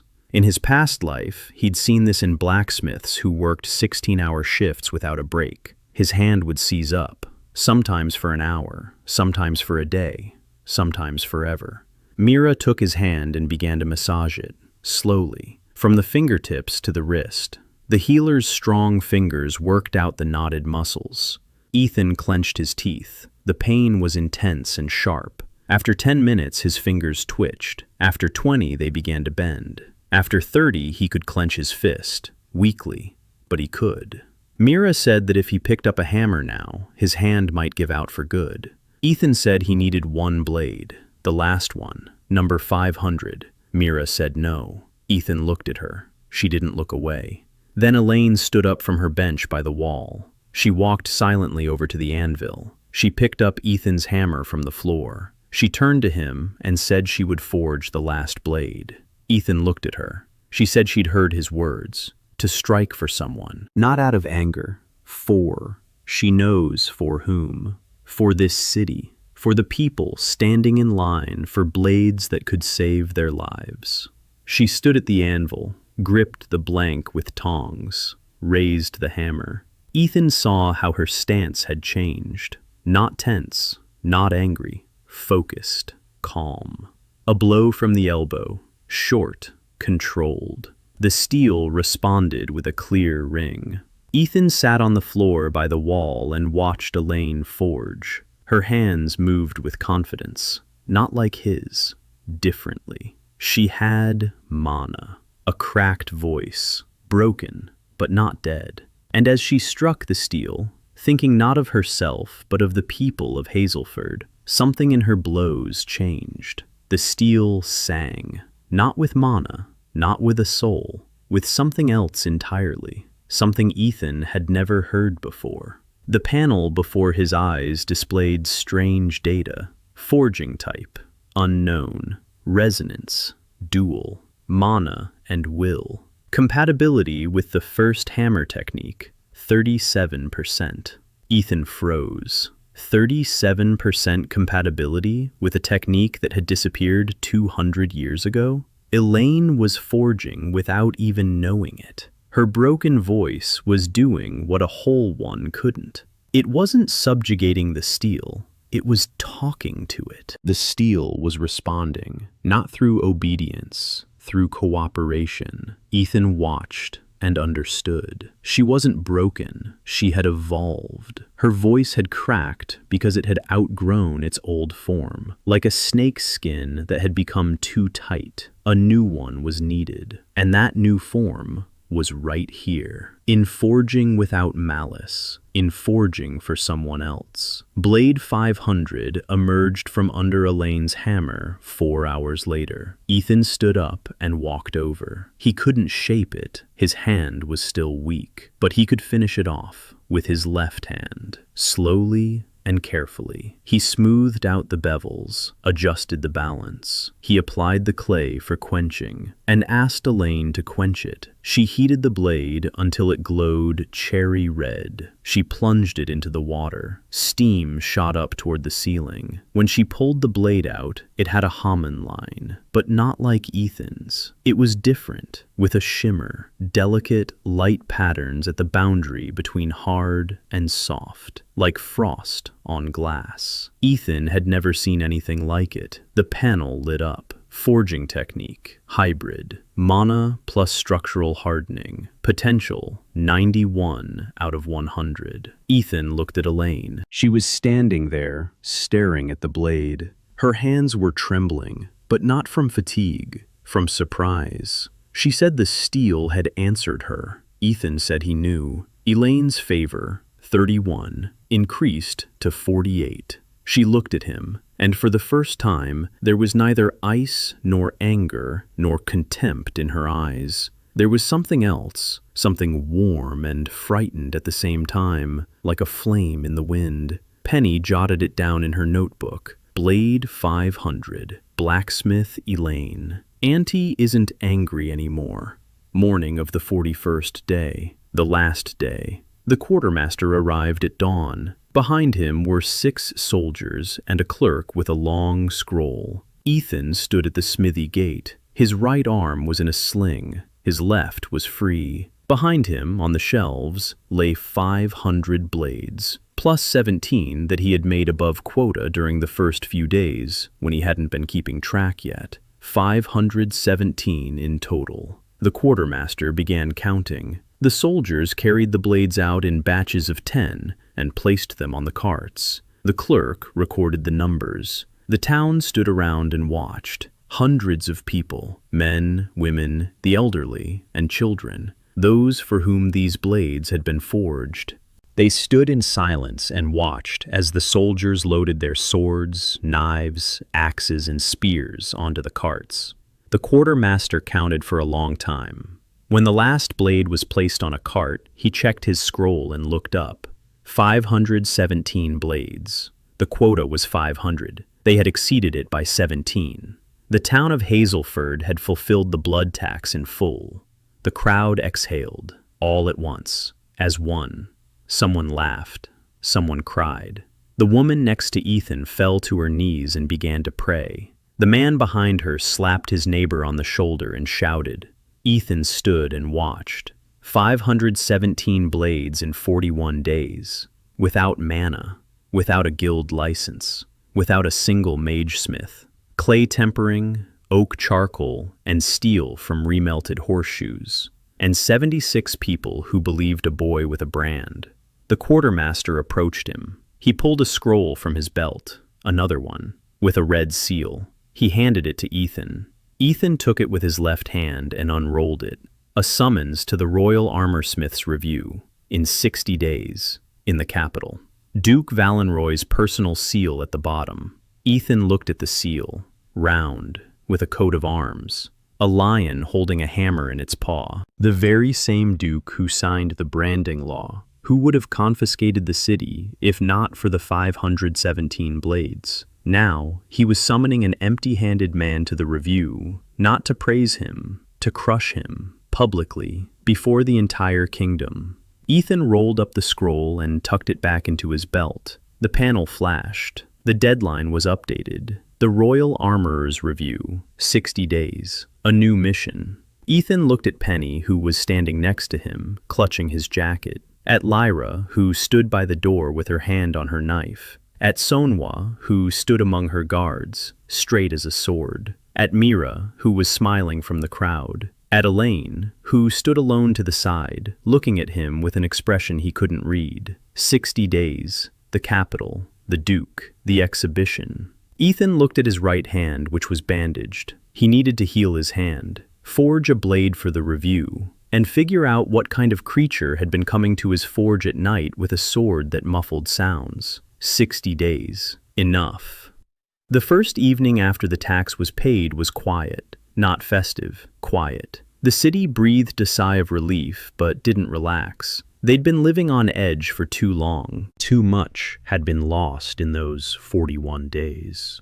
Ethan sat in the smithy on an upside-down bucket, staring at the empty shelves. 517 blades had gone to the royal wagons. The smithy looked bare. The forge was cooling down. The coal in the pit was gray and lifeless. The tools lay on the workbench, dirty and worn from 3 weeks of non-stop work. His right hand, bandaged, throbbed with a dull ache from his wrist to his elbow. Mira had said 2 weeks of rest. Ethan knew he wouldn't last even 5 days. Penny had run off to town for food. Lyra had gone out for the first time in 3 weeks to run her own errands. The smithy was empty. Ethan sat alone, listening to the silence. Not that kind of silence, the usual kind, without pressure, without the silent one. Just the silence of an empty smithy after a long day's work. He liked it. In his past life, the best moments had been exactly like this. When the last knife was handed over to the customer and the workshop was empty and quiet, smelling of cooled down coal. A moment of peace. Just one. Then the next one began. They arrived almost at the same time. First, Penny, with a basket of bread and roasted meat. Behind her, Lyra, with a bottle of something cloudy and 2 mugs. Then Myra, with a monastery pie wrapped in a towel. Then Sonhwa, alone, without guards, in a simple shirt, without armor. She brought a pitcher of milk and said nothing. She simply set it on the workbench and sat down by the wall. Then Elaine came in, last. She stood in the doorway and didn't come in. Penny grabbed her by the hand and pulled her inside. Elaine sat on the edge of the bench and stared at the floor. 6 people in a small blacksmith shop. Penny laid out the food on the workbench right next to the tongs and files. Bread and meat and pie and milk and a cloudy bottle of Lyra's that turned out to be apple mead. They ate in silence. There were no toasts. There were no speeches. Just people eating together after a long day's work. Penny did all the talking. She told how one of the molders had mixed up the blanks and nearly hardened the hilt instead of the blade. How the sharpener, Worth, had fallen asleep on the grindstone and woken up with a gash on his cheek from his own knife. How the guild watchman came every day to look at the forge and shook his head. Lyra listened and grinned. Sonhwa chewed her bread and stared at the wall. Mira smiled and passed the pie around to everyone. Elaine sat on the edge of the table and ate slowly, neither pulling away nor drawing closer, like a cat that had wandered into a house but hasn't yet decided to stay. Ethan looked at them and, for the first time in a long while, wasn't thinking about steel. He wasn't thinking about numbers, temperatures, degrees, or sharpening angles. He was thinking about how, in this small blacksmith shop, around a workbench piled high with food and tools, sat people he'd known for less than 2 months, and that he felt good. And that it was scary, because the last time he'd felt good was in his grandfather's workshop in Pittsburgh, and that workshop had been burned down. Penny suddenly froze mid-sentence. A piece of meat fell from her fingers onto the workbench. Her eyes widened. She slowly turned her head toward the door and said that someone was singing badly, quietly, coming this way. Everyone fell silent. Lyra grabbed a knife. Sonhwa stood up and placed her hand on the sword hanging from her belt. Father's voice. Ethan stood up from the bucket and walked over to the door. He listened. Silence. The usual nighttime silence of the city. Dogs, the wind, distant laughter from the tavern. Nothing. But Penny heard it. She was sitting on the sacks, pressing her hands to her ears. Not because of pain, because she was concentrating. She said it was far away, beyond the city wall, on the western road, moving slowly. Not just one, several. She couldn't say how many. A lot of bad songs altogether. Like a choir where everyone sings their own note and all the notes are off-key. Ethan looked at Sonhwa. She was already at the door. She said she'd set up guard posts and reinforce the night patrol. Elaine got up from the bench and said she was going to her room. There was no coldness in her voice. There was something else. Focus. She walked out quickly. Myra began gathering food. Lyra took her post by the door. Penny sat on the sacks and listened. The evening was over. Ethan walked over to Penny and placed his hand on her head. He said everything was all right. She looked up at him and said, "No, Nissan, they're coming." Ethan didn't argue. He knew she was right. The silent one will return, and not alone. Ethan spent the next few days focusing on 2 things, his hand and the medallion. Mira allowed him to remove the bandage on the 5th day. His fingers were moving, weakly, but they moved. He began to exercise his hand. He'd grip a wooden block, unclench, grip. 100 times in the morning, 100 times in the evening. By the 10th day after the surrender, he could hold a light hammer. By the 12th, he could strike an anvil with it, not hard, carefully. But the rhythm was returning. His right hand was relearning. A teenager's body recovered faster than that of a 34-year-old in his past life. Youth. The only advantage of this body, aside from the fact that it was alive, his mother's locket had been lying on Ethan's workbench since day one. Round, bronze, with a small design on the front. The design had been worn away by time, and for a long time Ethan couldn't make out what was on it. But on the 10th day, he sat by the window in the morning light and looked closely. A hammer. A hammer was engraved on the locket. Not an ordinary blacksmith's hammer, a different one, with a long handle and a double head. One end was flat for forging. The other was sharpened for chopping. There were no hammers of this shape in Erden. Ethan touched the medallion, and the panel lit up. Object. A fragment of the first hammer. Status. Dormant. Awakening possible under certain conditions. Insufficient data. Connection to the system. Direct. The true owner system is a derivative of the first hammer. Warning. The first hammer possesses a will of its own. Ethan read it twice. The system he had received during the transfer, the panel, diagnostics, recognition points, all of this was part of the first hammer, an artifact that had been destroyed 200 years ago along with the blacksmith who owned it. Ethan's mother, in this body, had worn a fragment of it around her neck her entire life. She was a descendant of that blacksmith, and Ethan hadn't been brought here by chance. He had been called. The medallion called him. The hammer called him, and the hammer has a will of its own. Ethan placed the medallion back on the workbench and stared at it for a long time. A will of its own. He didn't like that. A tool with a will isn't a tool, it's a master. Mira came on the evening of the 12th day and brought a book, an old one, bound in leather binding with bronze corners. She said she'd found it in the monastery library, a chronicle of the Order of the Silent Light, covering the last 300 years. She read it every night before bed, and yesterday she found a mention of it. A blacksmith named Orphan 212 years ago. He lived in a village where Hazelford now stands. He forged blades that came to life in the hands of their owners. He was declared a heretic by the Blacksmiths' Guild, killed, his hammer destroyed, his family scattered. The Order of the Silent Light gave his daughter refuge. Since then, his descendants have lived under the Order's protection. Mira looked at Ethan and said that Ethan's mother, in this body, had been a parishioner at their monastery. She came every Sunday, a quiet woman with a medallion around her neck. Mira had personally bandaged her wounds when she fell at the market a month before her death. Mira didn't know that the medallion was a shard of the first hammer. She didn't know that Ethan was a descendant of Orphan.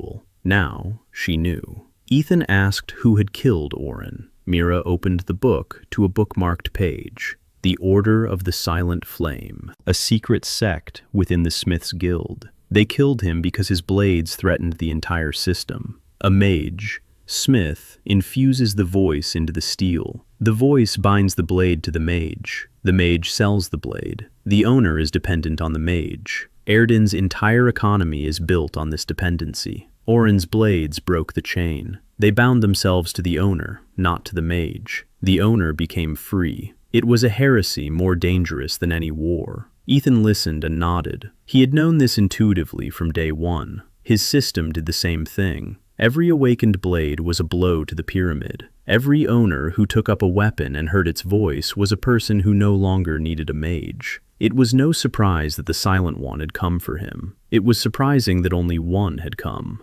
Junipak appeared at dawn on the 15th day after the tax was paid. No one had seen her. No one had heard her approach. Lyra was sleeping by the door and woke up to the smell of tobacco. She opened her eyes. A woman was sitting on the smithy's porch, smoking a pipe. Tall, thin, short hair, a leather jacket with rivets. A short bow and a quiver without arrows hung from her belt. A bag was slung over her shoulder. A head lay at her feet.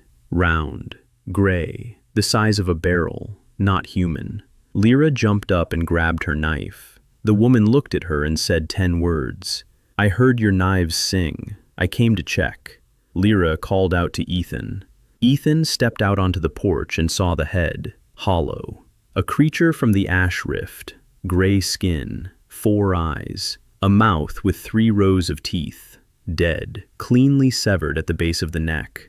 Ethan looked at the woman. She took a drag on her pipe and exhaled smoke. She introduced herself. Junie Pack, a bounty hunter. She works for the Rift, kills hollows for money. She came to Hazelford because she'd heard rumors. A blacksmith without mana forges blades that sing. She wants to check it out, because her bow stopped singing 2 months ago, right in the middle of a fight. Her partner died because the arrow didn't pierce the hollow's hide as it should have. The bow fell silent in the cold. Manic weapons lose their voice at temperatures below -20. No one says this, but all hunters know it. June carries a shard of the arrow in her jacket pocket, the very arrow that was supposed to save her partner but failed. Ethan looked at the bow on her belt. He touched it. The panel lit up. Weapon type, short compound bow. Current status, voice lost. Cause, thermal shock to the manic structure. Overload at -23 degrees. Voice restoration, impossible. Compatibility with current owner, 81%. Hidden potential, 74 out of 100. Ethan looked at June. She was smoking and waiting. She wasn't rushing him. She wasn't asking questions. She was just waiting. He said the bow was dead to mana, but not to her. He needed to reforge the arrowheads and reinforce the limbs, replace the bowstring, and most importantly, every arrow had to be tailored to her hand, to her draw weight, to her range. Junie took the cigarette out of her mouth and looked at him intently. Then she asked, "How much?" Ethan said it was free. Junie said, "There's no such thing as free." Ethan said there was a condition. She would tell him everything she knew about the Hollow Ones. What kills them, what doesn't, how they move, how they attack. Because he needed to forge weapons for the people who would go to the Rift, and he had never seen a Hollow One in the flesh. Junie smirked. The first expression on her face during the entire conversation. She said it was a fair price. And she stayed. For the next 3 days, Ethan worked on the bow and listened.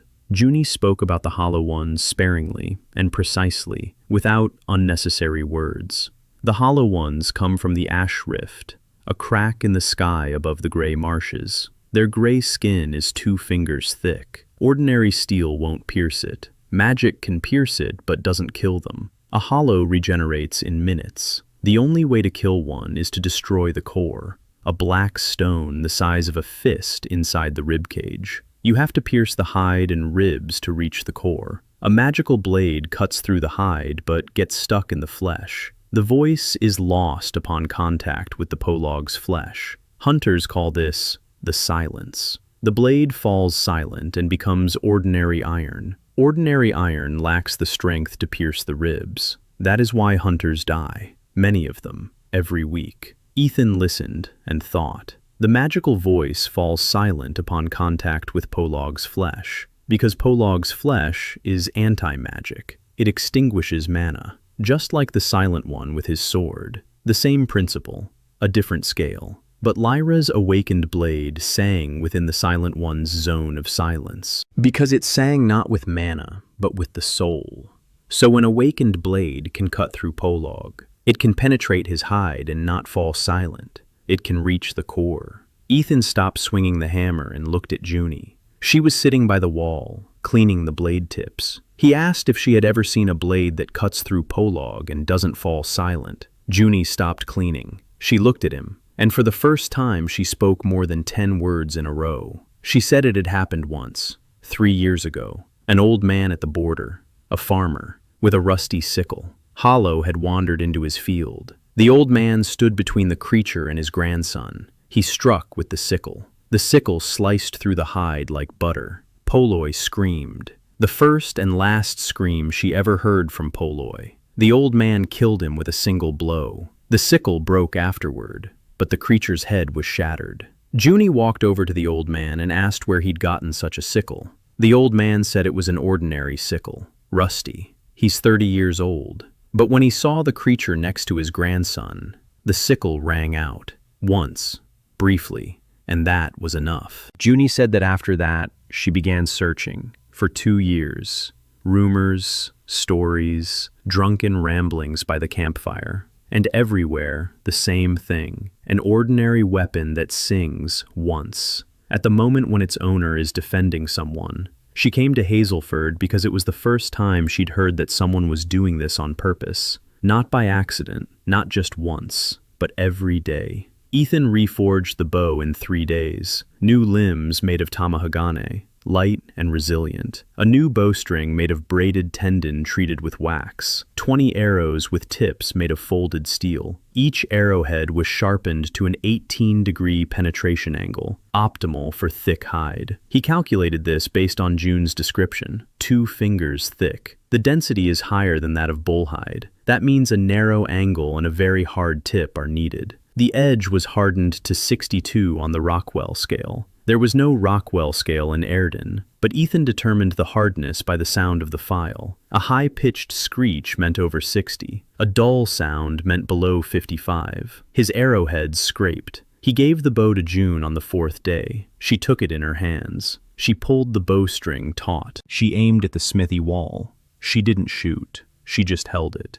A panel flashed before Ethan's eyes. Compatibility, 81%. Increased to 89. Hidden potential, 74. Increased to 82. Readiness for awakening, 44%. He hadn't awakened, not yet, but he was close. When Junie fired this arrow at Pelag for the first time, for someone's sake, not for money, the bow would sing. Junie lowered the bow and looked at Ethan. She didn't smile. She didn't say thank you. She nodded, once, briefly. And it was worth more than any words. Junie's favor rating rose from 0 to 18. She placed Pelag's head on the threshold of the smithy and said it was a gift, so that Ethan could study the hide, understand its structure, and forge blades that would cut through it like butter. Then she left, without saying goodbye. Lyra said she was strange. Ethan said she was a hunter. Those are different things. On the evening of the 20th day after paying the tax, Ethan sat by the forge and studied Pelag's hide. He cut off a piece with a knife, an ordinary one. The knife barely made a dent in the surface. It was dense, fibrous, like Kevlar. He tried an awakened knife. The knife went in easily, like through fabric. The difference was absolute. Ordinary steel couldn't do it. Manic steel could, but it would dull. Awakened steel could. And it wouldn't dull. 3 levels, and only the 3rd one worked. Ethan wrote this down on a piece of hide and hung it on the wall, next to the conveyor belt diagram, next to the names of the 517 blade owners, next to the shift schedule. The smithy wall had become his work desk. All the information was right in front of him. Penny walked over and asked what he was drawing. Ethan said he was making a plan. Penny asked what. Ethan looked at the wall, at the numbers, at the names, at the diagram of Pelag's hide. And he said he was planning how to make this town a place from which no one would ever again be taken away to penal battalions. Penny pressed herself against him and said nothing. The hammer on her belt was warm. The 25th day after the tax was paid, 35 days until the royal review. Ethan stood in the blacksmith's yard and watched the people. The 76 people who had forged the blood tax with him hadn't gone anywhere. They came every morning. They stood at the gate and waited, some in silence, some with questions, all with the same look in their eyes. What next? Ethan had been thinking about this for 3 nights in a row. 517 blades had been loaded onto the royal wagons. Not a single one remained in the city. The people for whom he had forged them received their weapons and immediately handed them over to the crown. Every sword, knife, and axe he had made for a specific person now lay in the quartermaster's warehouse, awaiting distribution to the garrison, faceless, nameless, severed from their owners. Ethan knew what would happen to these blades. Without an owner, awakening is impossible. The blades would remain mere steel, good steel, the best in the kingdom, but ordinary, without a voice, without a soul. The system worked only when the blade and the man were together. The royal army would distribute the swords to soldiers who had never seen Hazelford's forge, and the swords would fall silent. He gathered everyone in the courtyard and announced that he would begin forging again, not for the king, for them. Each of the 76 would receive his own blade, personally, forever, and each of them would become an apprentice, not a journeyman, an apprentice. He would teach them everything he knew: color-based tempering, shaping, assembly, sharpening, and most importantly, how to forge for a person, not for a warehouse. The courtyard buzzed. Someone asked if the guild would allow it.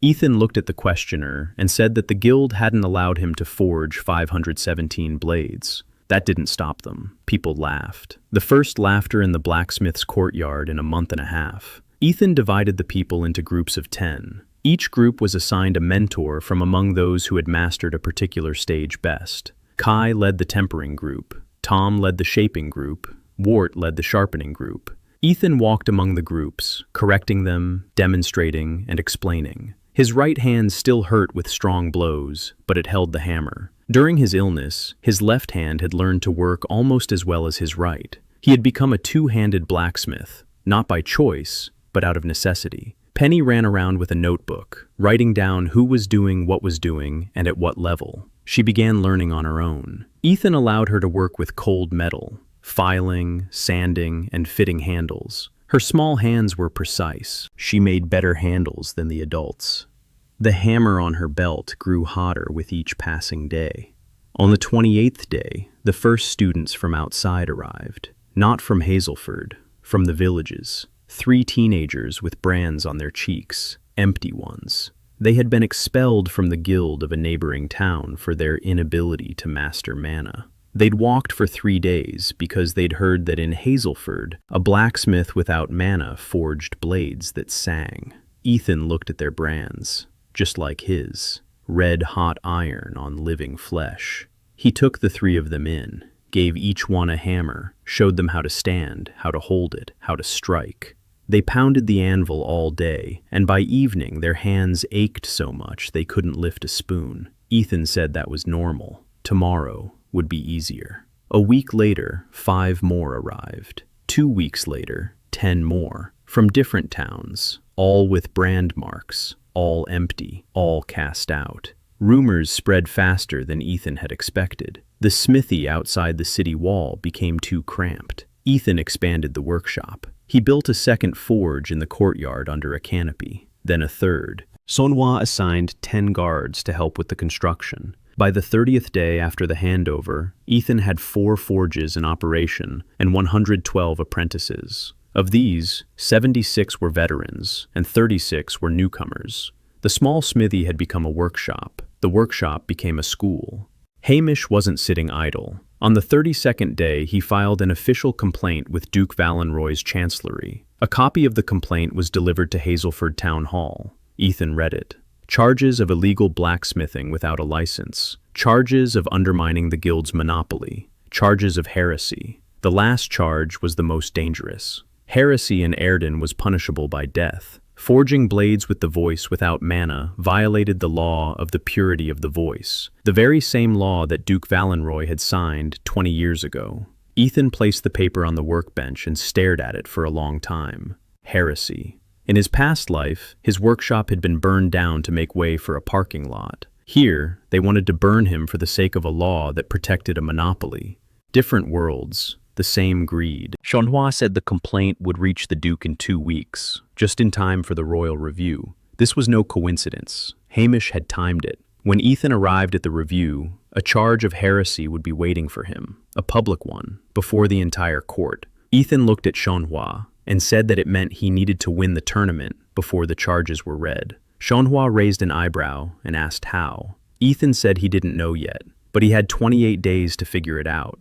He began forging a blade for the tournament that very evening. Not an ordinary one, a special one. He didn't know who this blade was for. The trial's rules required participants to present a single weapon, the best one. The judges tested its sharpness, durability, balance, and beauty. Mage smiths presented blades with the most complex voices, multi-voiced swords that sang chants, blades with spells woven into them, shields that whispered warnings. Ethan couldn't make any of those. He had no mana, but he had something else. The panel flashed when he touched the blank blade. Quest updated. The royal contest. Victory condition. Present a blade that will awaken in the hands of a judge. Ethan read it and smirked. Not in the hands of just any judge. In the hands of the one who needs it most. He needed to find out who would be judging the review. Lyra obtained a list of the judges in 6 days. She didn't say how. She only said she had connections in the capital that were best not discussed aloud. Ethan took the list and read it. 5 judges. 4 master mages from the Forgers Guild. Veterans. Distinguished. With voices so powerful that their blades sang in neighboring rooms. The 5th judge. Princess Ilara Valenroy. The Duke's daughter. 17 years old. No voting rights on the jury. An honorary guest, a ceremonial role. She had sat on the jury every year since she was 12 and had never once picked up a blade, because she was empty, the daughter of Duke Valenroy, the man who signed the law on branding the empty ones. Empty. Ethan read that 3 times. Lyra had the right connections. Ilara Valenroy did not bear a brand. Duke's daughters are not branded, but the entire capital knew. They hid her, kept her in the palace. They didn't let her appear in public except at the review, where she sat like a doll in a beautiful dress, gazing at weapons she would never be able to hold. Ethan placed the list on the workbench and closed his eyes. He knew who this blade was for. He had been forging it for 20 days, longer than any other. Not because the blade was difficult, but because every strike had to be precise. He used the last piece of Elaine's Tamahagane, pure steel with a carbon content of 1.2%. Perfect. He heated it slowly. He didn't rush the metal. He gave it time to acclimate to the fire. Normalization. 6 cycles instead of the usual 4. The grain became so fine that the break surface shone like a mirror. Then the forging, layered. 32 layers, a soft core, a hard shell. The San Mai technique. 3 strips of steel welded together, soft in the center, 2 hard ones on the sides. A blade that bends but does not break, one that cuts but forgives a mistake. He made it for a small hand. Light, short, balanced at the hilt, so that even someone who had never held a sword could lift it effortlessly. He didn't know what kind of hand Ilara had, right or left, the length of her fingers, the width of her palm. He made the hilt universal, oval in cross-section, soft leather wrapping, a light guard, no decorations, no gold, no runes, pure steel. A simple form, honest work. Elaine came every day and sat by the wall. She watched. On the 5th day of forging, she asked if she could help. Ethan looked at her and said she could. Final tempering. A clay mask. He would show her, and she would apply it. Her hand was more precise. Elaine silently stood up and walked over to the workbench. Ethan showed her how to mix the clay, how to apply it. A thin layer on the edge, a thick layer on the back. A smooth transition between them. She worked with intense focus. Her brush was soft. Her movements were precise. Not a single unnecessary stroke. When she finished, Ethan looked at the mask and said it was the best mask he'd ever seen. Elaine looked at him and said nothing, but her ears turned red. Penny, from the corner, jotted it down in her notebook. Ethan is making a blade with Aunt Elaine. Aunt Elaine is blushing. They tempered it together. Ethan held the blade with tongs. Elaine pumped the bellows. The furnace roared at 780 degrees, cherry red, smooth. Ethan pulled the blade out and plunged it into the water. A hiss, steam. When he took the blade out and scraped off the clay, the hamon line was unlike anything he'd ever seen. Not wavy, not straight. It shimmered. Thin silver threads radiated from the edge like the branches of a tree, a pattern that emerged only when 2 blacksmiths worked together. Elaine's mana and Ethan's knowledge, voice and will. The panel lit up. Forging technique, hybrid. Compatibility with the first hammer, 62%. Blade's hidden potential, 97 out of 100. Owner not assigned. Ethan turned the blade in his hands, 97 out of 100, the highest potential he had ever created. Elaine stood nearby, gazing at the shimmering line of the hamon. She said quietly that the steel was speaking to her, not singing, speaking. Ethan nodded. He knew. They had forged it together, and the blade had become something new, not manic, not awakened, something else entirely. 5 days before leaving for the review, a bell rang in the night. 3 strikes.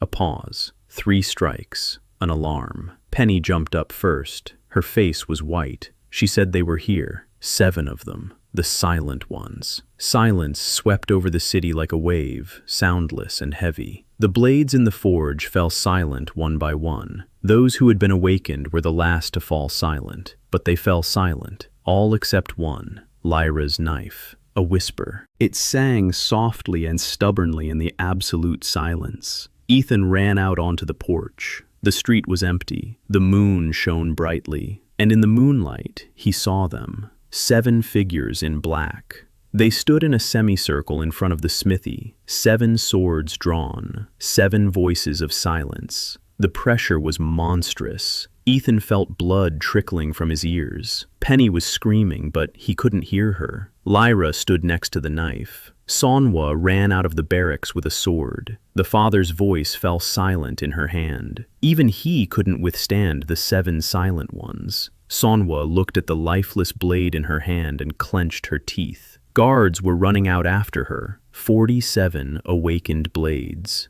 Everyone was silent. Everyone except Lyra's knife. Ethan looked at the 7 silent ones and realized they weren't going to attack. They were waiting, standing there, crushing everything with their silence, waiting for the city to suffocate. In an hour, eardrums would start bursting in the zone of silence. In 2 hours, children and the elderly would lose consciousness. In 3 hours, people would start dying. They didn't need to fight. They just had to stand there. Ethan turned and walked into the smithy. He grabbed the medallion from the workbench. He clenched it in his fist. The panel flashed red. The system warned, activation of the first hammer shard is irreversible. Confirm. Ethan clenched it tighter. The metal burned his palm, not with fire, but with something deeper. The medallion trembled and opened. Inside lay a piece of metal, small, about the size of a fingernail, black, with a pattern that moved, as if alive, a shard of the first hammer. Ethan took it and placed it into the handle of his work hammer, into the gap between the wood and the metal. The shard slipped in and melted, spreading across the hammer like mercury. The wood turned black. The metal glowed, not from magic, from heat, an inner fire that burned without fuel. The hammer grew heavier and warmer, and Ethan heard a voice, not a system voice, a living one, an old one, a weary one. The voice said one word: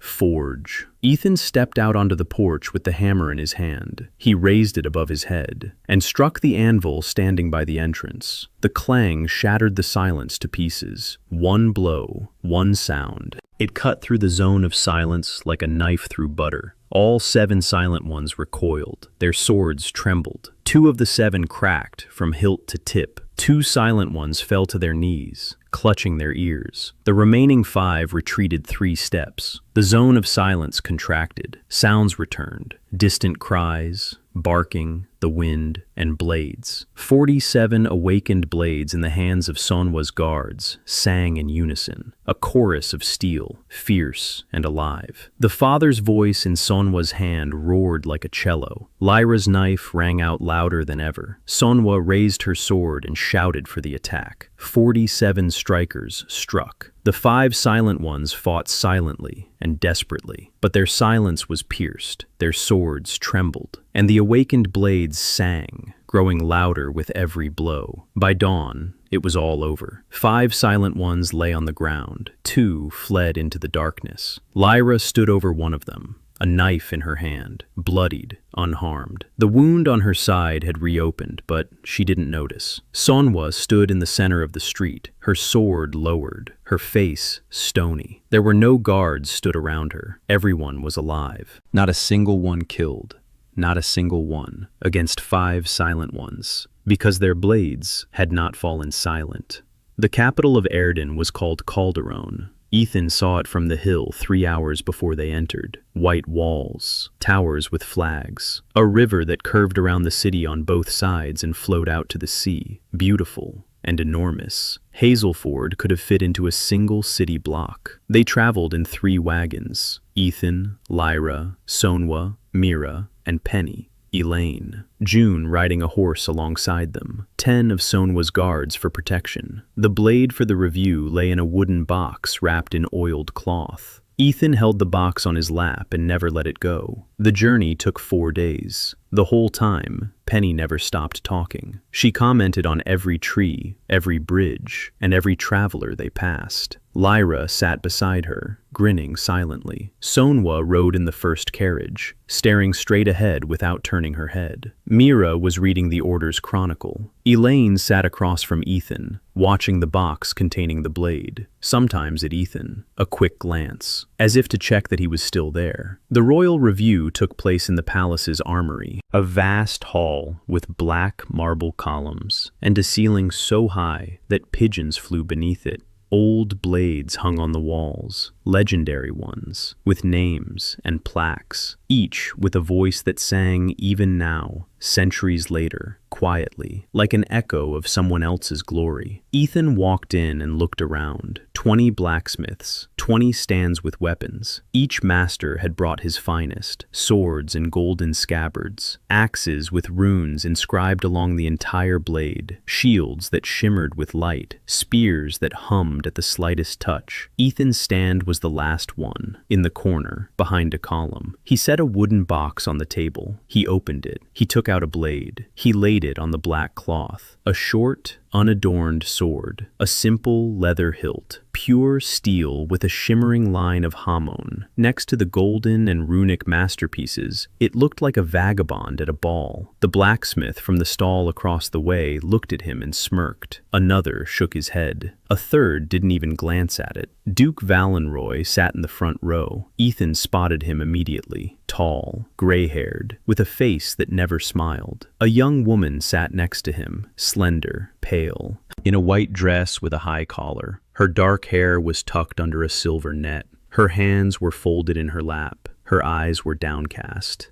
Ilara Valenroy, the Duke's empty daughter. Ethan looked at her and saw Penny. He saw himself. He saw every empty one with a brand on their cheek, only without the brand. Her brand was invisible, imprinted not with iron but with silence and shame. She sat like a doll, not moving a muscle. The judges began their rounds. 4 old men in guild robes. They approached each stand, took a blade, listened to the voice, checked the edge, made a note, moved on to the next one. Ethan waited. They reached him last. The chief judge took the blade and turned it over in his hands. He looked at the Haman line. He frowned. He tapped the blade with his fingernail. The sound was clear and high-pitched. He listened closely. There was no voice. The blade was silent. The judge put it back and said that a silent blade without a voice had been presented. Disqualification under Clause 3 of the regulations. The hall buzzed. Someone laughed. Duke Valenroy stared at Ethan without blinking. Ethan didn't move. He had been expecting this. He knew it would happen. He raised his hand and asked to speak. The rules allowed for 1 appeal to the jury.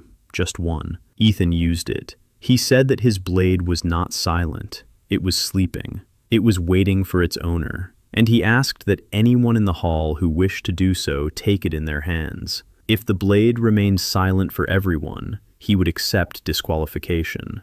The chief judge looked at the others. He shrugged. It was unusual but not forbidden. He nodded. The first judge took the blade. Silence. The second. Silence. The third. The fourth. Silence. The hall was silent. The Duke smirked. Ethan stood calmly. The panel before his eyes displayed compatibility rates. 12%, 8, 15, 11, none. These people had no need for a blade. They had everything. Power, money, mana. They didn't need a sleeping sword. Ethan looked at Ilara. She sat motionless. Her eyes were still downcast. He said he had asked everyone. Not every judge. Everyone. He looked directly at her. The hall fell silent. The Duke turned pale. Ilara looked up. For the first time during the entire selection, she looked at Ethan, at the blade, at her father. The Duke began to rise. His mouth opened to forbid it. Ilara rose first. Slender, upright, with hands that trembled but did not drop. She walked to the stand. She looked at the blade. Simple.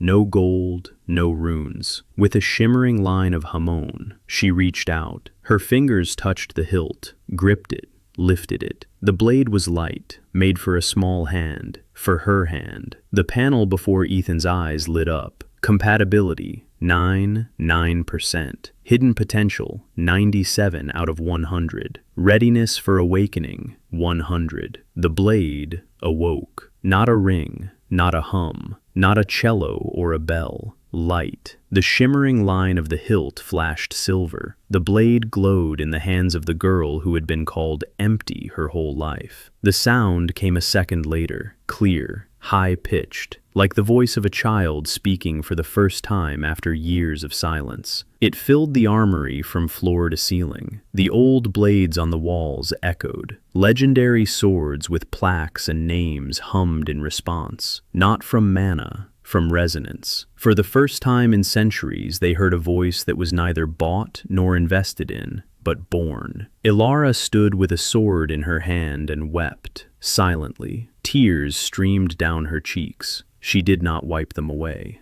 Duke Valenroy stood as pale as a wall and looked at his daughter, at the sword, at the light, at the boy with the brand. The hall was silent. The victory at the review changed everything.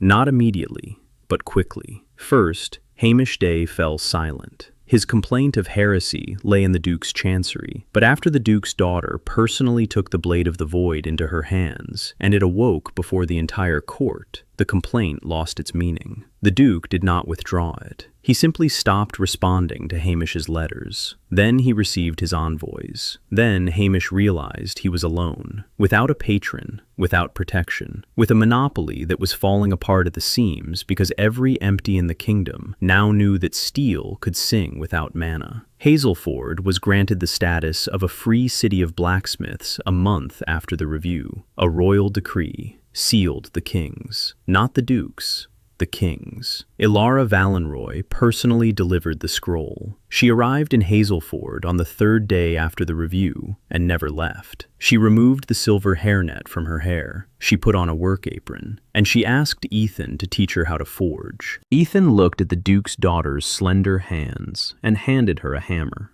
the lightest one. He showed her how to stand.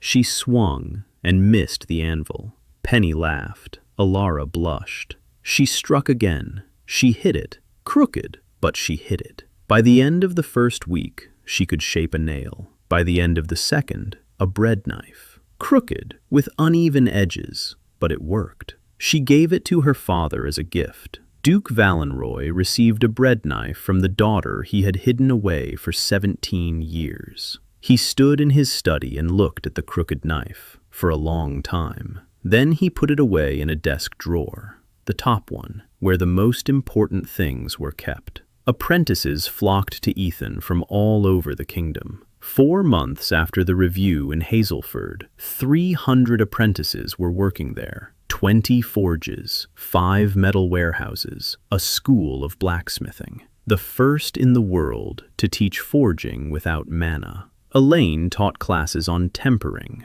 Her hybrid technique had become a distinct school of thought. Blacksmiths with cracked voices came to her from all over the kingdom. She taught them not to fix their voice, but to outgrow it, to strike for someone, not against it. Her own blades were strange and beautiful, shimmering lines of hamon, a dual resonance of mana and will. No magesmith could replicate them, no void one either, only she, a bridge between two worlds.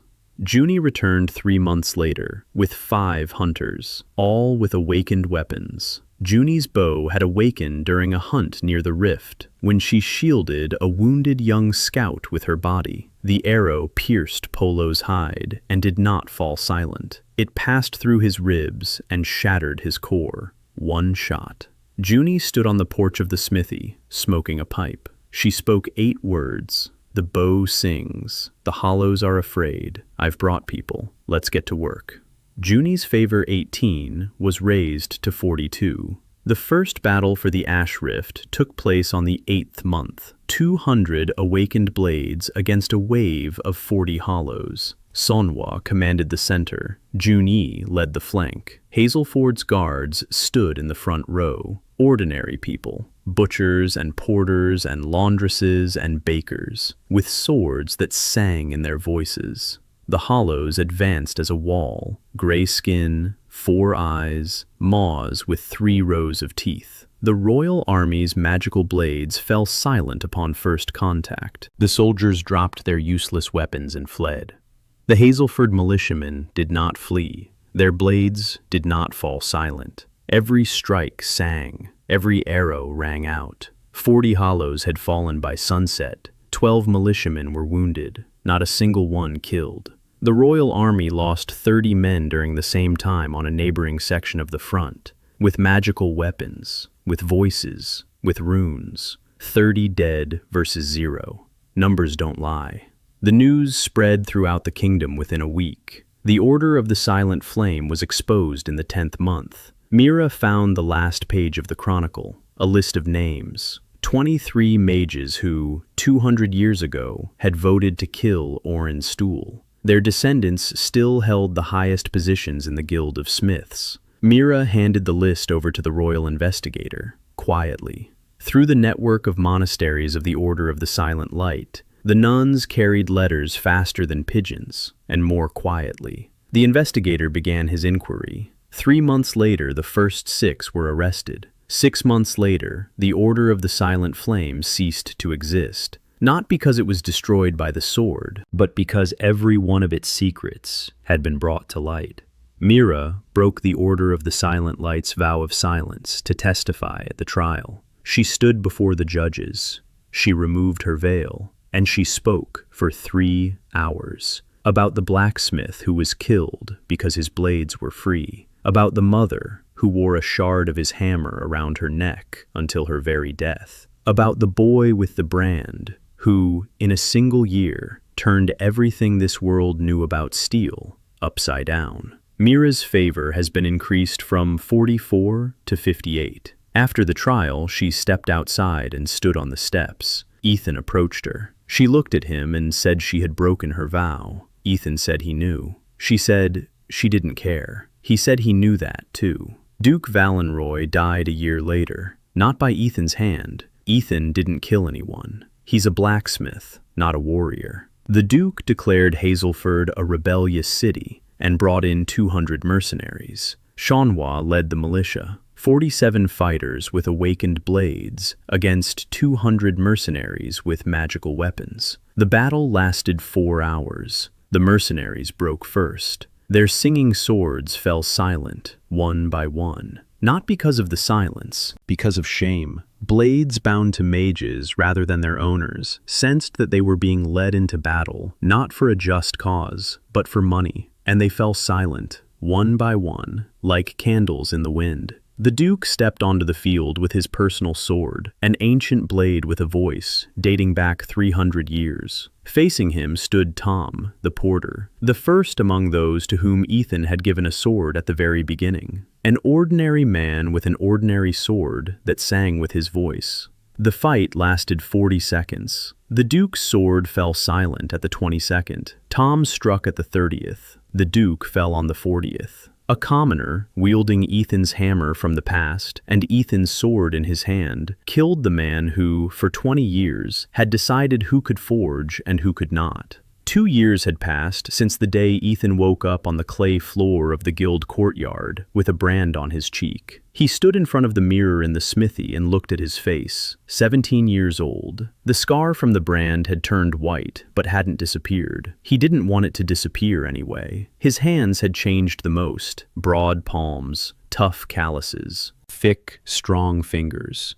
The hands of a blacksmith, not a teenager's. Behind him, Hazelford's 20 forges hummed. 300 apprentices pounded with their hammers. The city had become a city of forges, just as he'd wanted. But today, he was leaving. The ash rift was growing. The crack in the sky above the gray marshes widened every month. The hollows came in waves, more often and in greater numbers. The awakened blades held the line, but Ethan knew that wasn't a solution. He killed the creatures. He didn't close the door through which they were crawling. Inside the rift was something, or someone, the one who had called him here. The hammer spoke to him every night. One word, forge. But now Ethan heard a second one, quieter, deeper, come. He hadn't told anyone about it, except Lyra, because Lyra would have figured it out anyway. She always did. She sat on the smithy porch and listened in silence. Then she said she'd go with him. Ethan said no. She said she wasn't asking for permission.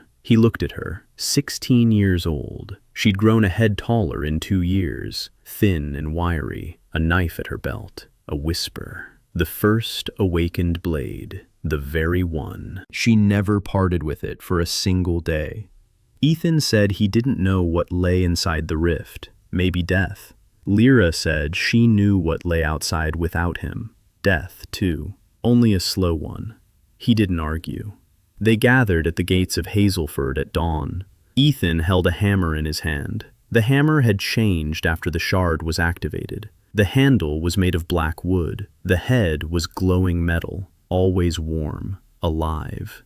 Everyone stood nearby. Manhwa, in armor, with the sword Voice of the Father on her belt. She said that the militia would remain to defend the city. She was entrusting command to Kay. She was going with him. Ethan said she didn't need to. She said her father had died because he was alone. She wouldn't repeat his mistake. Mira stood nearby in a traveling cloak, without a veil. She said that if there were wounded out there, they would need a doctor. Ethan said there might not be any wounded, only the dead.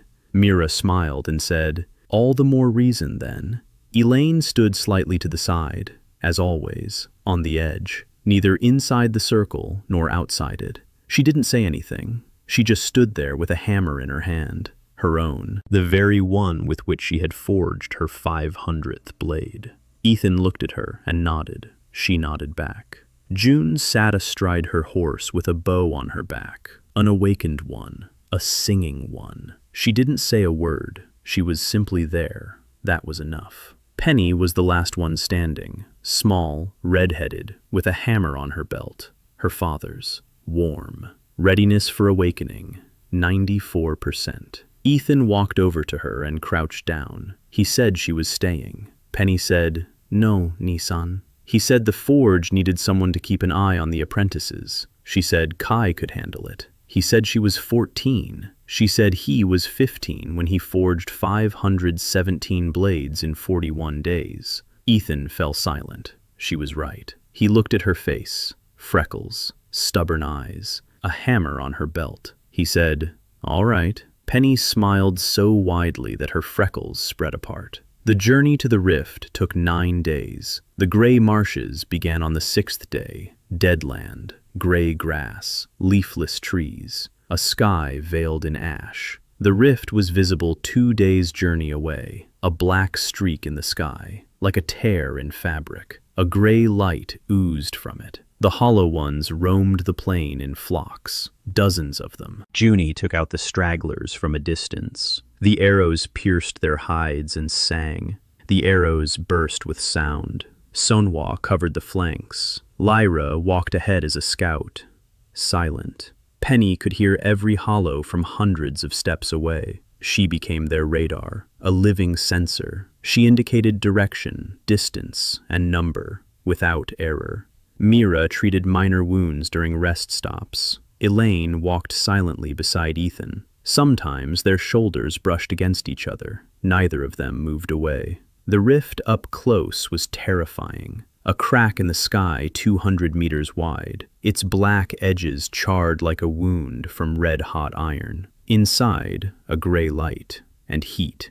Not fiery, different. The heat of an anvil, the heat of a furnace, the heat of metal before tempering. Ethan stood at the edge and felt it on his skin, familiar, as if he had come home. The hammer in his hand pulsed. The warmth traveled in waves from the head to the handle and back. A voice inside the hammer said, "Forge," and "Come." And a third word that Ethan finally made out, "Return." He looked at his companions, at Lyra with her knife, at Manhwa with her sword, at Mira with her bag, at Elaine with her hammer, at Junie with her bow, at Penny with her mallet. 6 women who had come with him to the edge of the world. He said that only one would go inside. All 6 looked at him with the same expression. He sighed and said, "All right, together."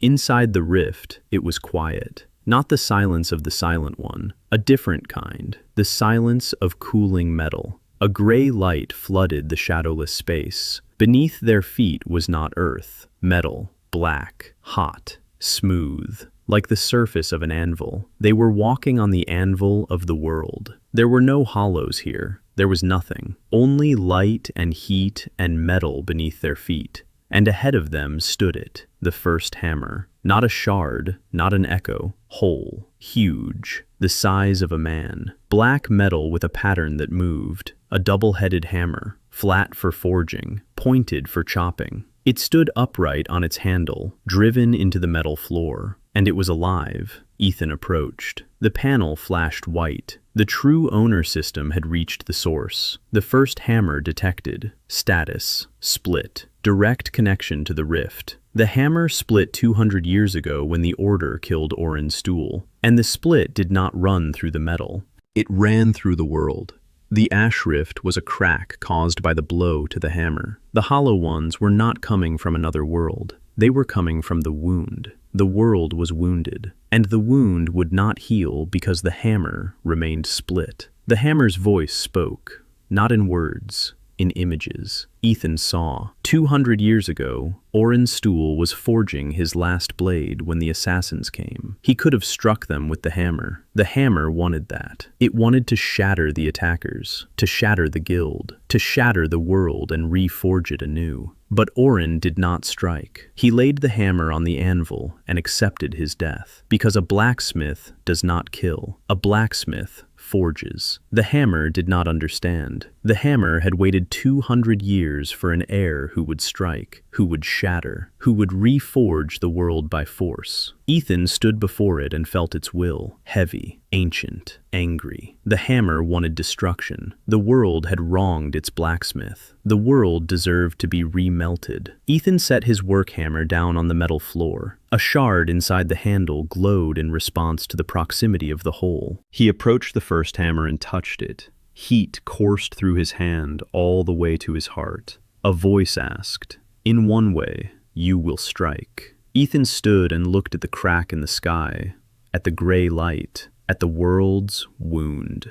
Then he turned and looked at his people. Lyra stood with a knife in her hand, ready for anything. Manhwa with a sword, calm. Mayra with her hands pressed to her chest. Elaine with a hammer, her eyes wet. Junie with a bow, motionless. Penny with a small hammer, small and stubborn. Ethan looked at the hammer and said, no, he wouldn't break it. He would repair it. The hammer isn't a tool of destruction. The hammer is a tool of creation. Orin knew this. That's why he didn't strike. And Ethan won't strike either. He'll repair it. He'll weld the crack shut. He'll close the wound. Not with force, with technique. Blacksmith's welding. He turned to Elaine and said he needed her. Her mana and his knowledge. Her voice and his will. Together. Just like when they forged the blade for the review. Elaine stepped forward, stood beside him. Their hands rested on the hammer at the same time.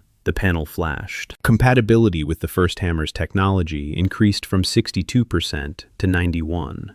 Hybrid activation. Mana plus will. Double resonance. The heat from the hammer coursed through them both. Elaine cried out but didn't let go. Ethan clenched his teeth. They raised the hammer together. Heavy. Unbearably heavy. But they held it. Two blacksmiths. Mana and will. The old world and the new. Ethan aimed the hammer at the crack in the floor, toward the main rift, toward the world's wound, and he struck, together with Elaine. A single blow. A ringing sound traveled through everything, through the rift, through the gray marshes, through Hazelford, through the capital, through all of Erden. A single blow of the hammer that did not break, but fused, did not cleave, but joined. Blacksmith's welding. Two pieces of metal pressed together at a high temperature. The atoms of one penetrate the other. The boundary disappears. two become one. The crack beneath their feet closed, slowly, with a grinding sound. The black edges came together and fused. The gray light began to fade. The heat was receding. The floor beneath their feet was cooling. Penny screamed, not out of fear, out of something else. Ethan turned around. Penny was standing in the middle of the metal floor, a hammer in her hand, her father's. It glowed, bright and pure, awakened, 100% ready. The hammer had awakened because Penny was standing there, at the edge of the world. A 14-year-old girl with a hammer. Her father had been taken to the penal battalions and never returned. She stood there holding the hammer, and it sang, not softly, loudly, ringing out, like a child who had found her parents. Ethan looked at her and, for the first time in 2 lifetimes, felt his eyes grow wet. The panel flashed. Awakening confirmed. Blade, Dad's voice. Owner, Penny Holloway. Recognition points, plus 500. The rift closed. The crack in the sky closed. The gray light faded. The sky above the marshes turned blue. For the first time in 3 years, they were standing on the ground, not on metal.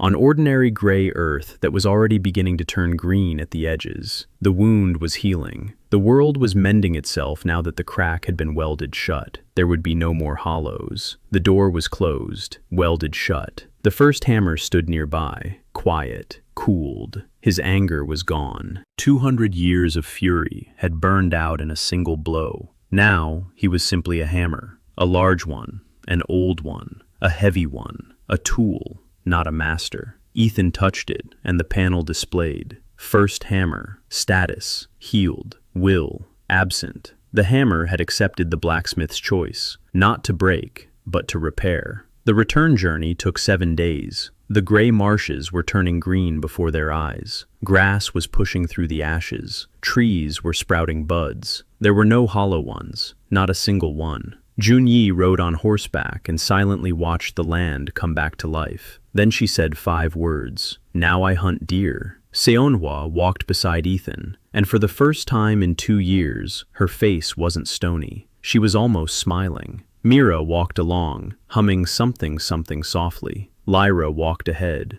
glancing back every 10 steps to check that Ethan was still there, a habit. Elaine walked beside her, their shoulders brushed against each other. Penny ran between them all, chattering non-stop. The hammer on her belt hummed softly. Hazelford greeted them with the ringing of bells. Kai stood at the gate with his students, 300 people, all of them with hammers. They were striking the anvils, rhythmically, as one.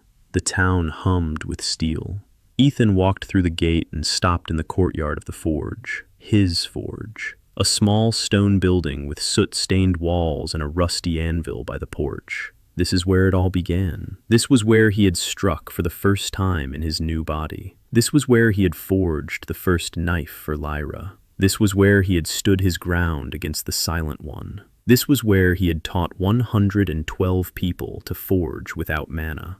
He set his work hammer down on the anvil, sat down on the porch, looked up at the sky, clear, blue, without a single crack. Lyra sat down beside him, shoulder to shoulder, a knife at her belt, quiet, calm. She didn't say a word, she just sat there. Penny plopped down on the other side and rested her head on his shoulder. The hammer at his belt hummed a lullaby. Ethan looked out at the courtyard, at the forges, at the students, at the wall with notches, where each notch was a blade and each blade was a name. 5,000 notches in 2 years, 5,000 names, 5,000 people who took steel in their hands and heard their own voices. He pulled his mother's locket out of his pocket, empty. A shard had gone into the hammer, but the locket remained, engraved with a hammer on the clasp. He hung it back around his neck, warm from his body. Tomorrow he'll get up, he'll stoke the forge, he'll take the blank, and he'll strike. Because he's a blacksmith, not a hero, not a king. He had been offered the crown twice. He refused twice. Kings rule over people. Blacksmiths make tools for them. He would forge. For Lyra, who is no longer afraid. For Sonhwa, who is no longer burying anyone. For Mira, who is no longer silent. For Elaine, who is no longer angry. For Junie, who is no longer alone.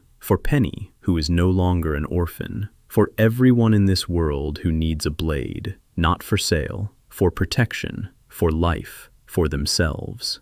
The sun was sinking behind the walls of Hazelford. Smoke from 20 forges rose into the evening sky. The town smelled of coal and hot steel and fresh bread from Vort's bakery. Ethan sat on the porch between Lyra and Penny, watching the sunset. The brand on his cheek glowed white in the last light. He wouldn't remove it. He had promised to remove the brand from everyone in Erdene. The decree had already been signed, a royal decree, with the seal.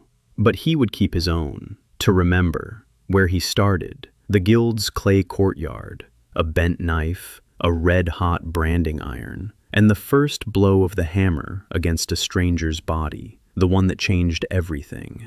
Ethan closed his eyes. Tomorrow would be a new day, a new horn, new steel, a new blade for someone who needed it. The hammer lay on the anvil, waiting, warm, silent, ready.